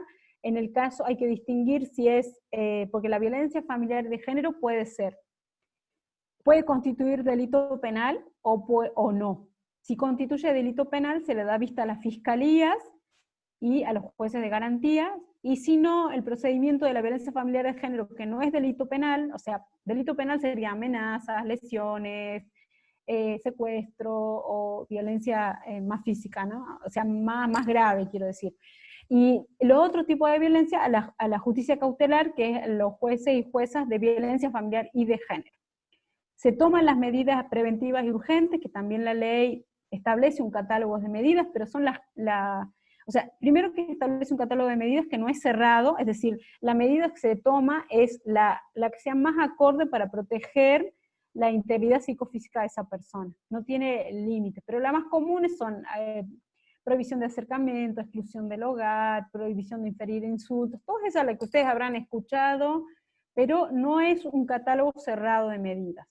El procedimiento se sigue con que esto de ser oída sea oída por el juez, a las personas sean oídas por el juez, y finalmente se establece que se hagan los informes interdisciplinarios, el informe psicológico, el informe social en territorio, que ustedes habrán escuchado, y finalmente se llega a una resolución.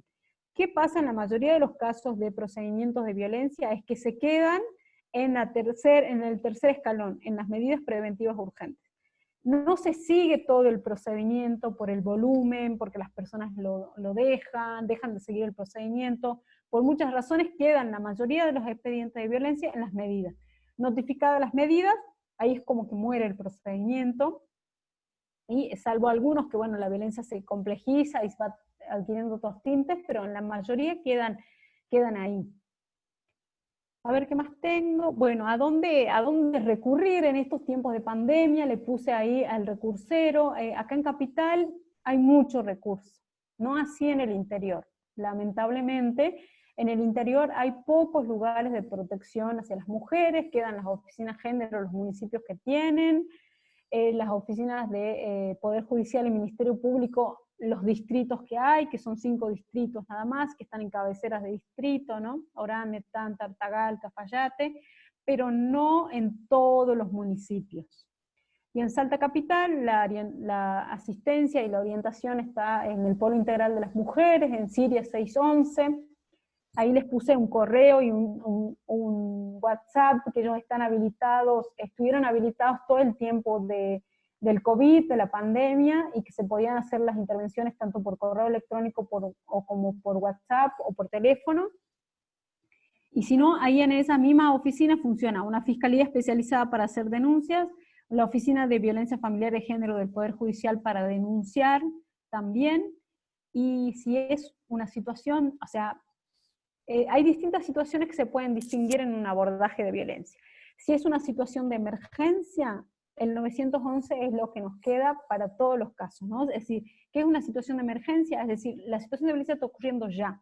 No sé, me entero que está encerrada y la situación de violencia es ya, o es en la calle, llamo al 911, ¿sí? Ahora, si la situación de violencia no tiene esa inmediatez, lo mejor es que sea atendida por un equipo interdisciplinario, que son los que ordenan un poco el escenario, y que, y si quieren, trabajan con la persona el momento de hacer la denuncia. ¿Por qué les digo esto? Porque no muchas veces es necesario como ordenar ciertas cosas para antes de hacer la denuncia, ¿no? Porque la denuncia desencadena una serie de medidas que quizás la mujer primero tiene que conocer qué es lo que va a pasar, y segundo, quizás no tiene sus documentos encima, quizás no puede volver a su casa, y todas esas cosas tienen que ser abordadas por el equipo. Muchas veces se da que la persona hace la denuncia y la protegen en un lugar de protección temporal hasta que, por ejemplo, depende de la gravedad de la violencia, hasta que, por ejemplo, detengan al agresor.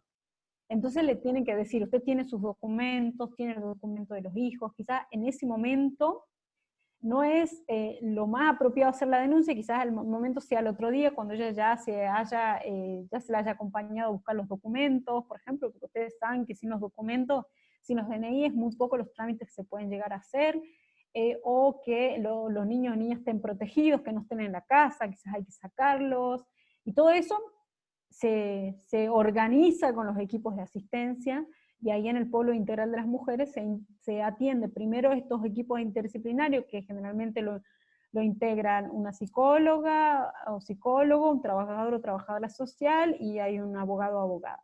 Después de eso se hace la denuncia,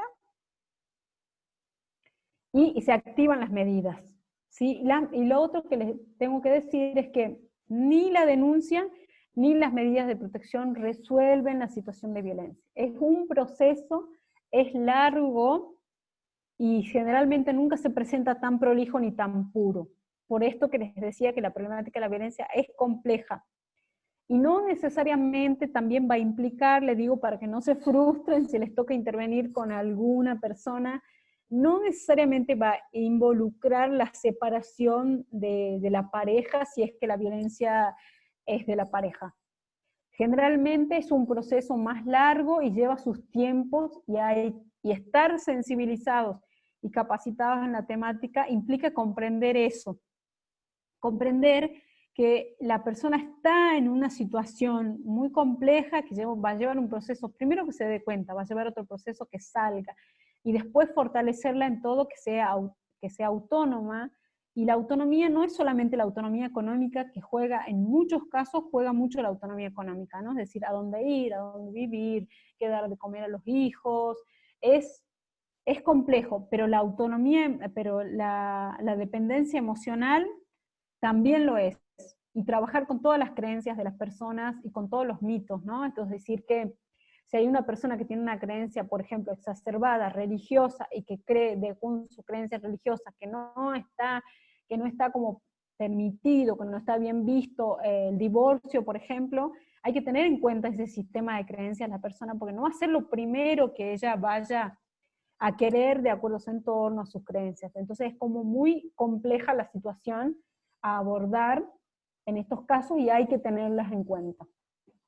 Así que bueno, eso sería. Si me quieren hacer alguna pregunta, quieren hablar de algún tipo de modalidad de violencia, de alguna medida, o algún caso concreto, Ya lo que les dije, bueno, es un proceso, es una violación a los derechos, hay protección igual, tanto que la víctima sea varón o sea mujer, pero la violencia contra las mujeres tiene una particularidad específica.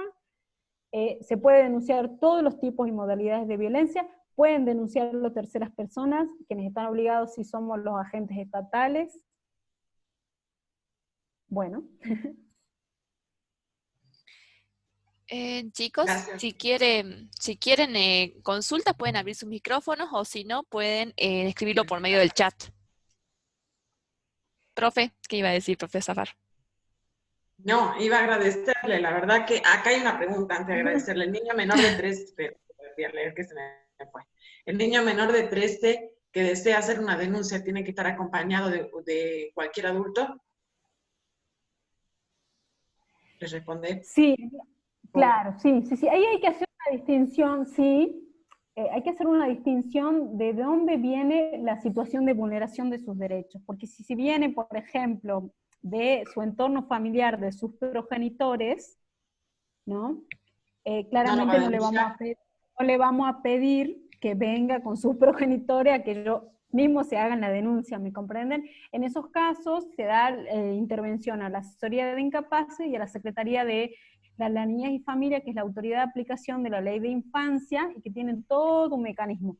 Pero en el medio, si esa situación va a una oficina de asistencia, se tienen que tomar medidas de protección, porque claramente ese niño o esa niña no puede volver a su hogar si es que la vulneración de derechos viene de su hogar. Ahora, si viene de tercera persona, por ejemplo, no sé, en la escuela, algún docente o un extraño en la calle, entonces ahí sí se puede trabajar con los progenitores.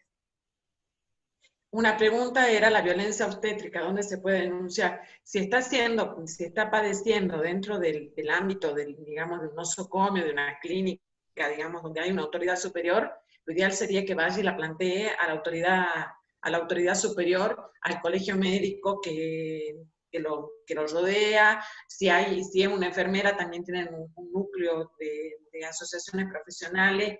Así que en este caso, al margen de las otras alternativas, es muy importante denunciarla en el ámbito en donde justamente se desarrolla. Y ya lo explicó clarito aquí, que Gisela pregunta si una denuncia y una exposición, no. En este caso, la denuncia y la exposición se toman como similares. Hay un caso, y es un paréntesis que quedará para la próxima charla, sobre violencia familiar, el caso Yapur Alderete. La señora se hartó de hacer denuncias, se hartó de hacer exposiciones y la terminaron matando. Entonces, en razón de esa situación, justamente ya hoy, digamos, para este tipo de cuestiones, se vuelve equiparable. No así para cualquier otro tipo de manifestación delictiva, ¿no? O sea, una cosa es una denuncia, claro. que tiene un impacto distinto y que abre el procedimiento y articula los resortes judiciales y sobre todo los del Ministerio Público, y otra cosa es que yo vaya y exponga una determinada situación, pero estoy hablando en otro ámbito, en un ámbito de un robo, en un ámbito de un hurto, en un ámbito de una lesión. Ahora, en un caso de violencia, para la ley se torna indistinto, sí, perdón que te interrumpí, indistinto justamente por esta situación. Claro, les decía eso, que es específico para los procedimientos de violencia, de esto que conversamos, tanto de la 26485 como todos los tipos y modalidades, y de la violencia familiar, no de otros delitos o otras circunstancias. No. En otro tipo de delito opera el mecanismo de la denuncia, o sea que la denuncia sí tiene un valor mucho más potente que la mera exposición. Acá Dana cuenta que el exnovio la molestaba y lo amenazó con la exposición y no volvió a molestar. Ojalá que no aparezca más, o sea, Dana, realmente, ojalá que la exposición lo haya amedrentado, pero no quita, o sea, en estos ciclos que explicaba Rosaura, a veces pasa. Y también pasa que en esta época de la pandemia parece que empiezan a revisar el directorio del celular a ver a quién me acuerdo, de quién me acuerdo, y empiezan. Yo quiero rescatar de lo que dijo Rosaura, digamos, no crean que el hecho de que nosotras estemos en otro, digamos, hablándole desde otro lugar, o quizás que además nuestra profesión sea, bienvenido al presidente del centro, a uno. que nuestra situación sea de abogada no quita la situación de violencia. Si ustedes han ido, digamos, tomando, sobre todo la violencia psicológica, yo les puedo afirmar, digamos, y estaría afirmando en plural, que todas hemos pasado por alguna. A mí, si les sirve, no, digamos, no me siento mal porque son procesos que uno va haciendo. A mí llegaron a clonarme el celular. O sea, exactamente el mensaje que yo mandaba en el mismo momento, digamos, era leído por esta persona en forma instantánea. O sea, hoy la tecnología acarrea una gran peligrosidad. Esto de activar la ubicación, que a veces uno no se da cuenta o tampoco es tan avisada en la tecnología. Las fotos. ¿Sí? Las fotos. Avisa, anda y mandame la foto. Hasta esa foto, que capaz que tiene un contenido erótico que uno puede haber llegado a mandar, también ha pedido el otro que quizá uno no haya querido sacarse. O sea, pero esta situación, digamos, de uno saber que toda la información de uno la tiene el otro, que en algún momento este pantalón está ajustado, tu mamá es tal cosa, tu amiga no me gusta. Cuando la amiga de uno le ha puesto mala cara porque seguramente le debe haber picado el boleto y le pareció que no era muy buen candidato, y lo digo en el sentido figurado, ¿no? Candidato como ser humano me refiero, esa ya no la quieren más, esa amiga tuya es una envidiosa, es una mala onda, es esto. Toda persona que el agresor pueda ver como peligrosa en cuanto a la captación de su víctima, o que le pueda abrir los ojos, toda esa persona, lo que muy bien dijo Rosaura, empieza el recorte de los vínculos. La persona, cuando ella hablaba de redes, claramente son las redes sociales, no las de internet, las redes humanas. Los compañeros de la facultad, no, mejor voy a estudiar sola, porque si voy a estudiar con Bruno, ¿por qué voy a estudiar con Bruno si puedo estudiar con Mariana? O sea, tengo que estudiar con Mariana, no puedo estudiar con Bruno. La mamá, no, tu mamá es esto, tu papá es aquello, tu hermano es esto otro. La profesora, no, esa profesora seguramente es una soterona, por eso es que te está dando el consejo que te da.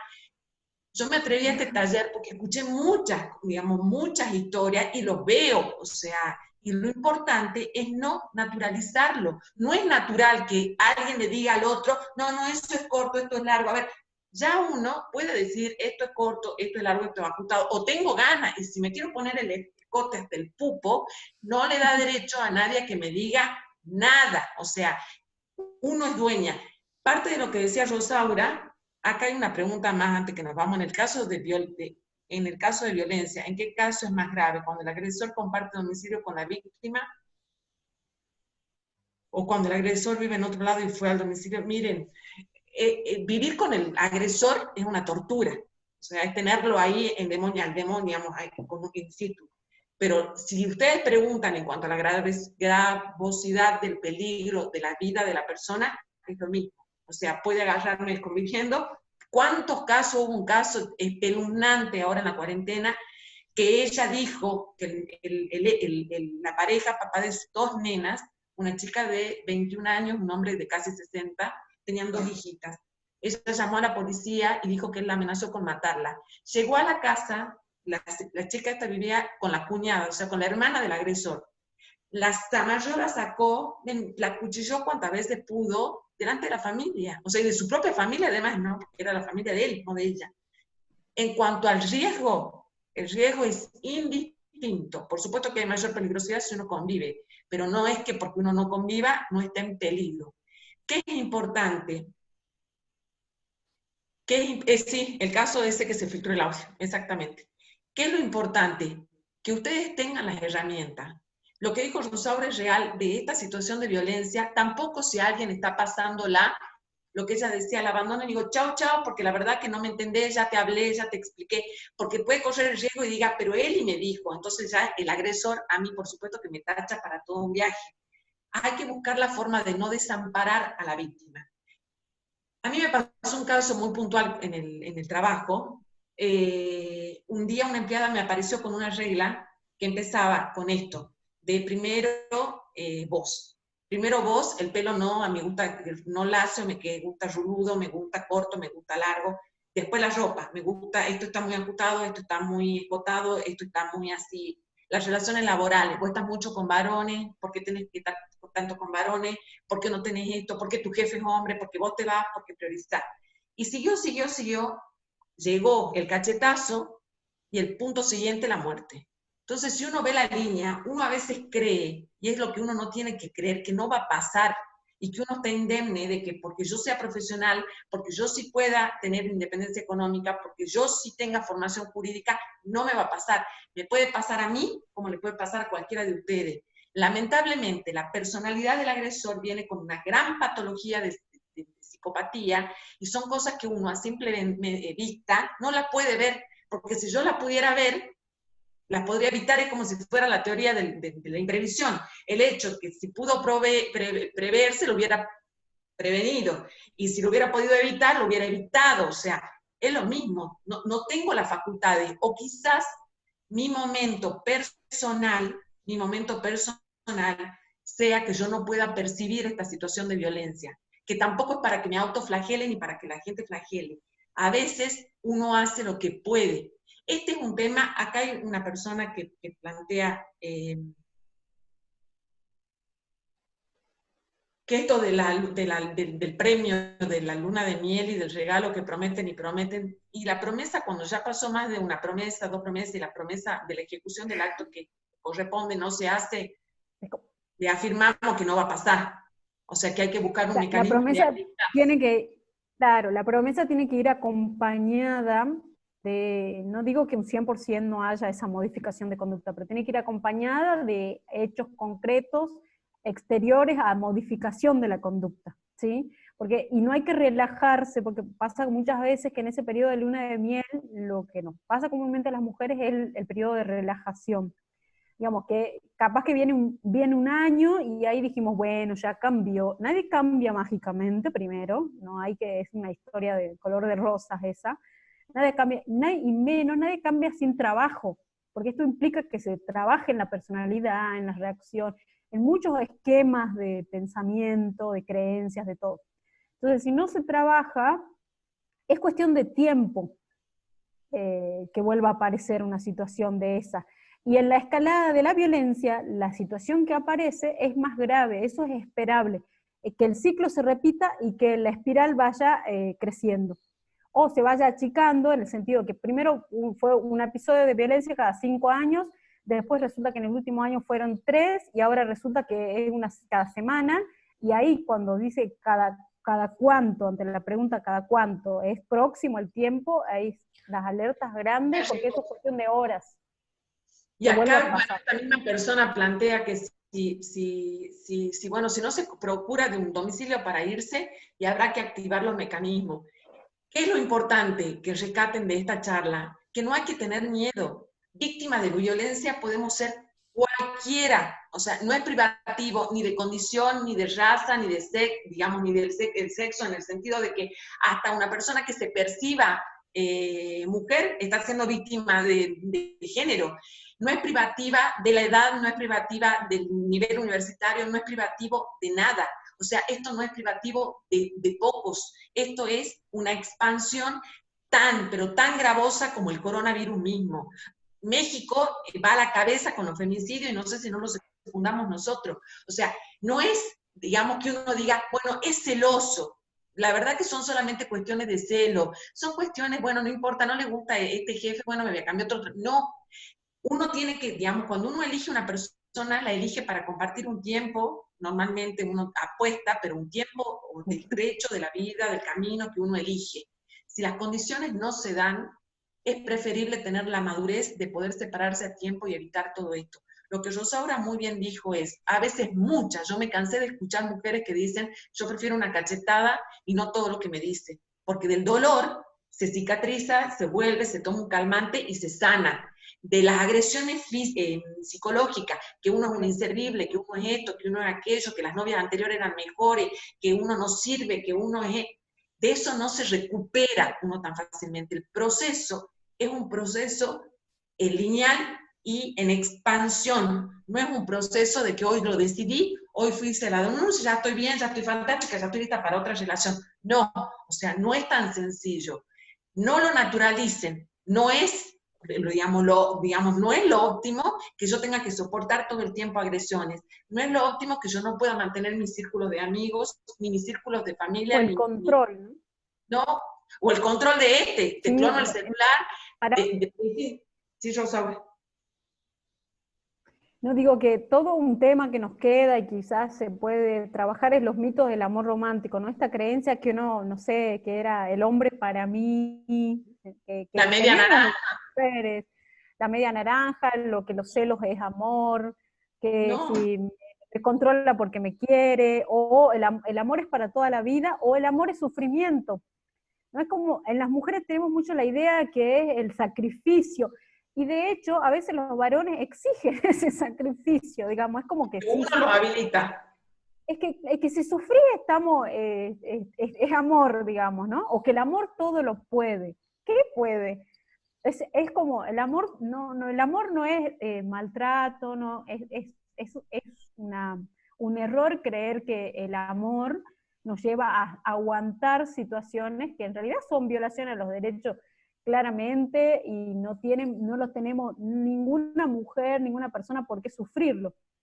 Pero sí hay. Los hombres padecen algunas otras cosas que en otra charla hablaremos, porque no es que les los estemos machucando, porque en Sí, realidad no. también padecen muchas otras cosas que realmente, digamos, les toca afrontar, pero en realidad saben que es lo más importante, que ustedes son hombres y mujeres que se están formando para hacer de su vida lo que quieran, o sea, han elegido una profesión, pero además esa profesión va a venir en su vida con cosas tan grandes como ustedes las crean y las sueñen.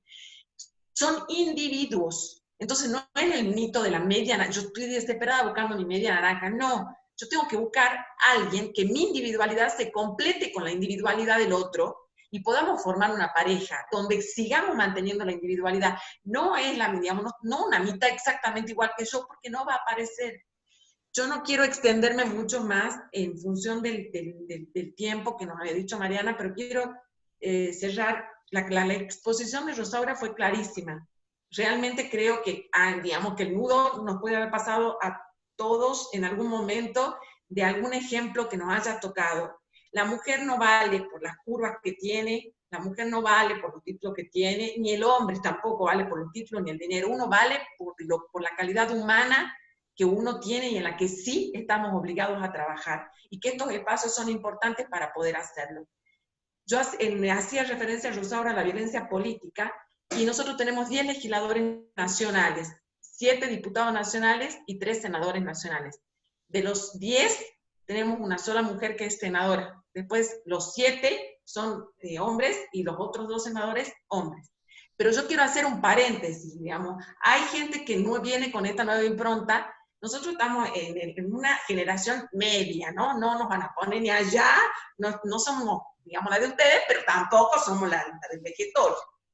La generación de ustedes viene con otra impronta. Prueba de ello, me remito al mismo centro de estudiantes. Este centro de estudiantes estuvo hace mucho tiempo, ya viene conducido con una impronta femenina. Han pasado mujeres, una, no sé si está, ya se me fue, Romina Ortiz, Sí, está Romy.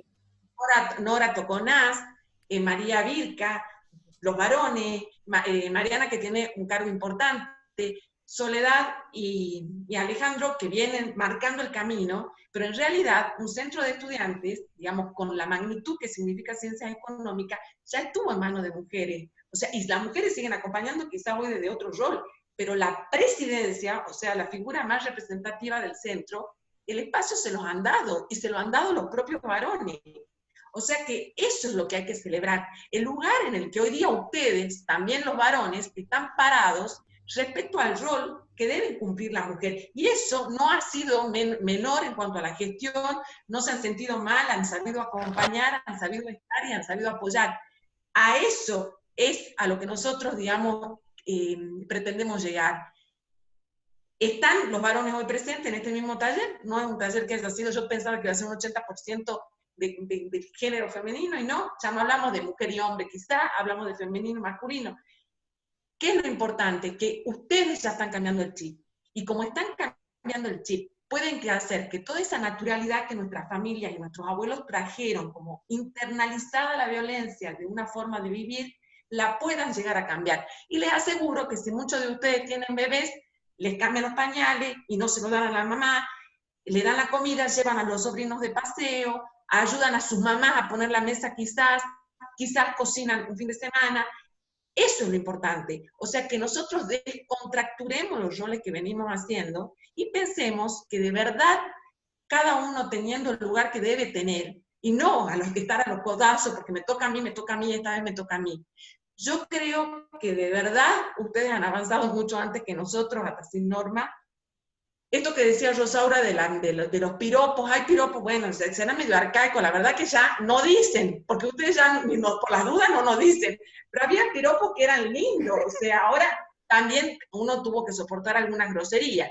Pero, por ejemplo, esto de que la obra pública ponga que los carteles se denuncia, porque digamos, uno pasaba por una construcción y posta que se llevaba una guarangada en las orejas que no era muy agradable. Bueno, hoy no. ¿Era necesario llegar a esto? Quizás no, porque ahora ya ustedes no se animan a decirnos un piropo, capaz que ya no se animan a regalarnos una flor porque creen que nosotros estamos pensando que nos van a engañar. No, hay que vivir el romance con naturalidad, pero con naturalidad desde adentro. Yo no quiero cerrar el taller, vuelvo a decir sin agradecerle a Rosaura, la verdad que fue una charla hermosa, comparto lo que dicen en el chat. Le agradezco enormemente al licenciado Miguel Nina por haber promovido esto. Ojalá que podamos hacer muchas más actividades de este tipo.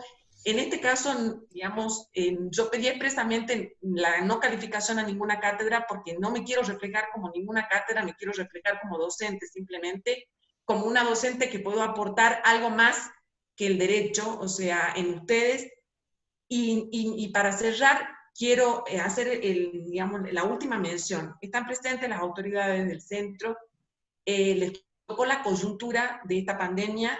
Estamos cerrando hoy, en realidad el viernes, pero calendariamente, hoy es el último día hábil de este primer semestre, un semestre que ha sido muy difícil, un semestre en el que pretendemos que en el que siga no haya más violencia, pero un semestre que eso desde este taller, pero desde lo académico, un semestre que nos costó mucho a todos, nos costó la virtualidad, nos costó el no poder habernos visto nunca, yo no vi a mis alumnos nunca, gracias, nos costó la falta de interacción, esto de quizás a lo mejor a alguien hasta poderlo haber abrazado en este mismo momento, habernos bajado del anfiteatro y haberle dado un abrazo a muchas de las que están pasando estas situaciones.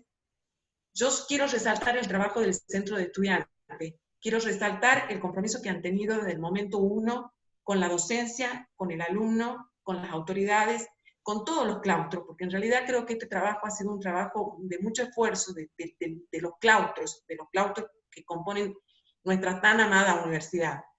Se han ocupado de los más vulnerables, se han ocupado de quienes menos tienen, de quienes las están pasando muy mal en este momento. Se han ocupado de acompañar a los procesos con charlas de todo tipo, charlas de un alto contenido exponencial en los autores, no solamente los que han citado, digamos, que han invitado de las provincias, han invitado de todas las universidades del país, han invitado al auditor de la Nación, han tratado los temas de actualidad, han acompañado la formación académica, han acompañado la situación sociosanitaria de una alta vulnerabilidad.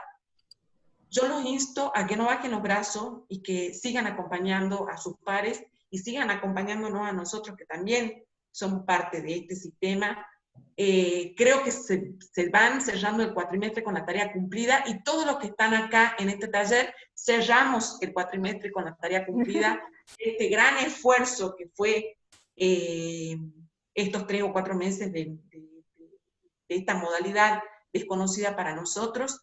Creo que nosotros debemos dejar de lado de asentar y poner siempre el foco en la mitad del vaso vacío y poner, el foco en la mitad del vaso lleno. ¿Hay cosas que nos faltan hacer? Sí. ¿Hay cosas que deberíamos profundizar? Sí. ¿Hay quejas de muchos sectores? Sí. Pero todo eso no tiene que voltear el trabajo. O sea, yo celebro la apertura la apertura que tienen hacia la comunidad y celebro que siendo jóvenes se involucren los que están, se involucren muchas personas que son de otras áreas partidarias a las que ustedes han estado en este taller, cosa que también celebro porque se trata de la unidad, se trata que de una buena vez por todas cerremos la grieta y podamos abrazarnos y salir adelante de esta situación con esta frase que les decía, más que lavarnos las manos, nos lavemos un poco el corazón. Siéntanse orgullosos, todos los que han hecho este cuatrimestre académico, siéntanse orgullosos el centro de estudiantes. En la cabeza de Bruno no voy a nombrar a todos porque no me quiero olvidar de alguien que después se sienta ofendido porque lo omití. Sientan ser orgullosos del apoyo que han hecho al estamento de los docentes, y hay que seguir caminando juntos, o sea, porque esta es la única manera que nosotros vamos a poder salir de esta situación. Y de esta situación no hablo simplemente de la virtualidad, hablo de nuestra situación como sociedad. Entonces, celebro los miembros de las otras agrupaciones, celebro los miembros del centro de estudiantes, celebro que nos unamos en algo que es transversal, de lo que no se salva nadie, como es la violencia. Algún día hablaremos más en profundidad. Y sigamos trabajando y caminando juntos en este sentido, que yo creo que es el sentido correcto, el sentido del esfuerzo, de un gran esfuerzo personal, o sea, en el que todos hemos puesto más que un grano de arena, pero que claramente los frutos los veremos en breve. En algún momento podremos encontrarnos, podremos abrazarnos y podremos celebrar. Creo que lo único que tenemos como meta hoy es celebrar la vida. Con esta situación de hoy le hablo 8 de julio, que la provincia todavía no se sabe, que el virus empezó a circular de una forma mucho más agresiva, creo que lo más importante es celebrar la vida. Así que con eso yo cierro. Rosaura, no sé si querés. Bueno. Además de ese gracias por la invitación. Bueno, más que nada... Se portó bien toda la charla. Bueno, yo creo que... gracias. No, gracias a usted, doctora. Bueno, no más que nada decir de que agradecerles a la doctora Gareca por participar y dar la disertación, y a la profesora Elizabeth Zafar, que comenzó con esta iniciativa que es muy buena dentro de la facultad, y por qué no extenderla también para toda la universidad, ¿no? Y bueno, y no dejar de pasar, digamos, que también se declaró de interés por la Cámara de Diputados, así que también sabemos que es algo muy importante, y es un tema muy importante que abarca a todos. Bueno, le doy la palabra a mi compañero Bruno para finalizar. Buenas tardes a todos. Antes que nada, muchas gracias, profe, por sus palabras. Nos alienta a seguir participando y a seguir en este compromiso que es conducir un centro estudiante, y sobre todo la magnitud que usted dijo, que es ciencia económica. Bueno, hemos llegado al final de este taller sobre violencia de género, y también hemos llegado al final de este primer ciclo de capacitaciones que venimos llevando a cabo del centro estudiante en este primer cuatrimestre. Dios mediante, vamos a continuar en el otro cuatrimestre con muchas temáticas que son interesantes. Yo creo que hemos podido completar la mayoría de las temáticas para todos los años.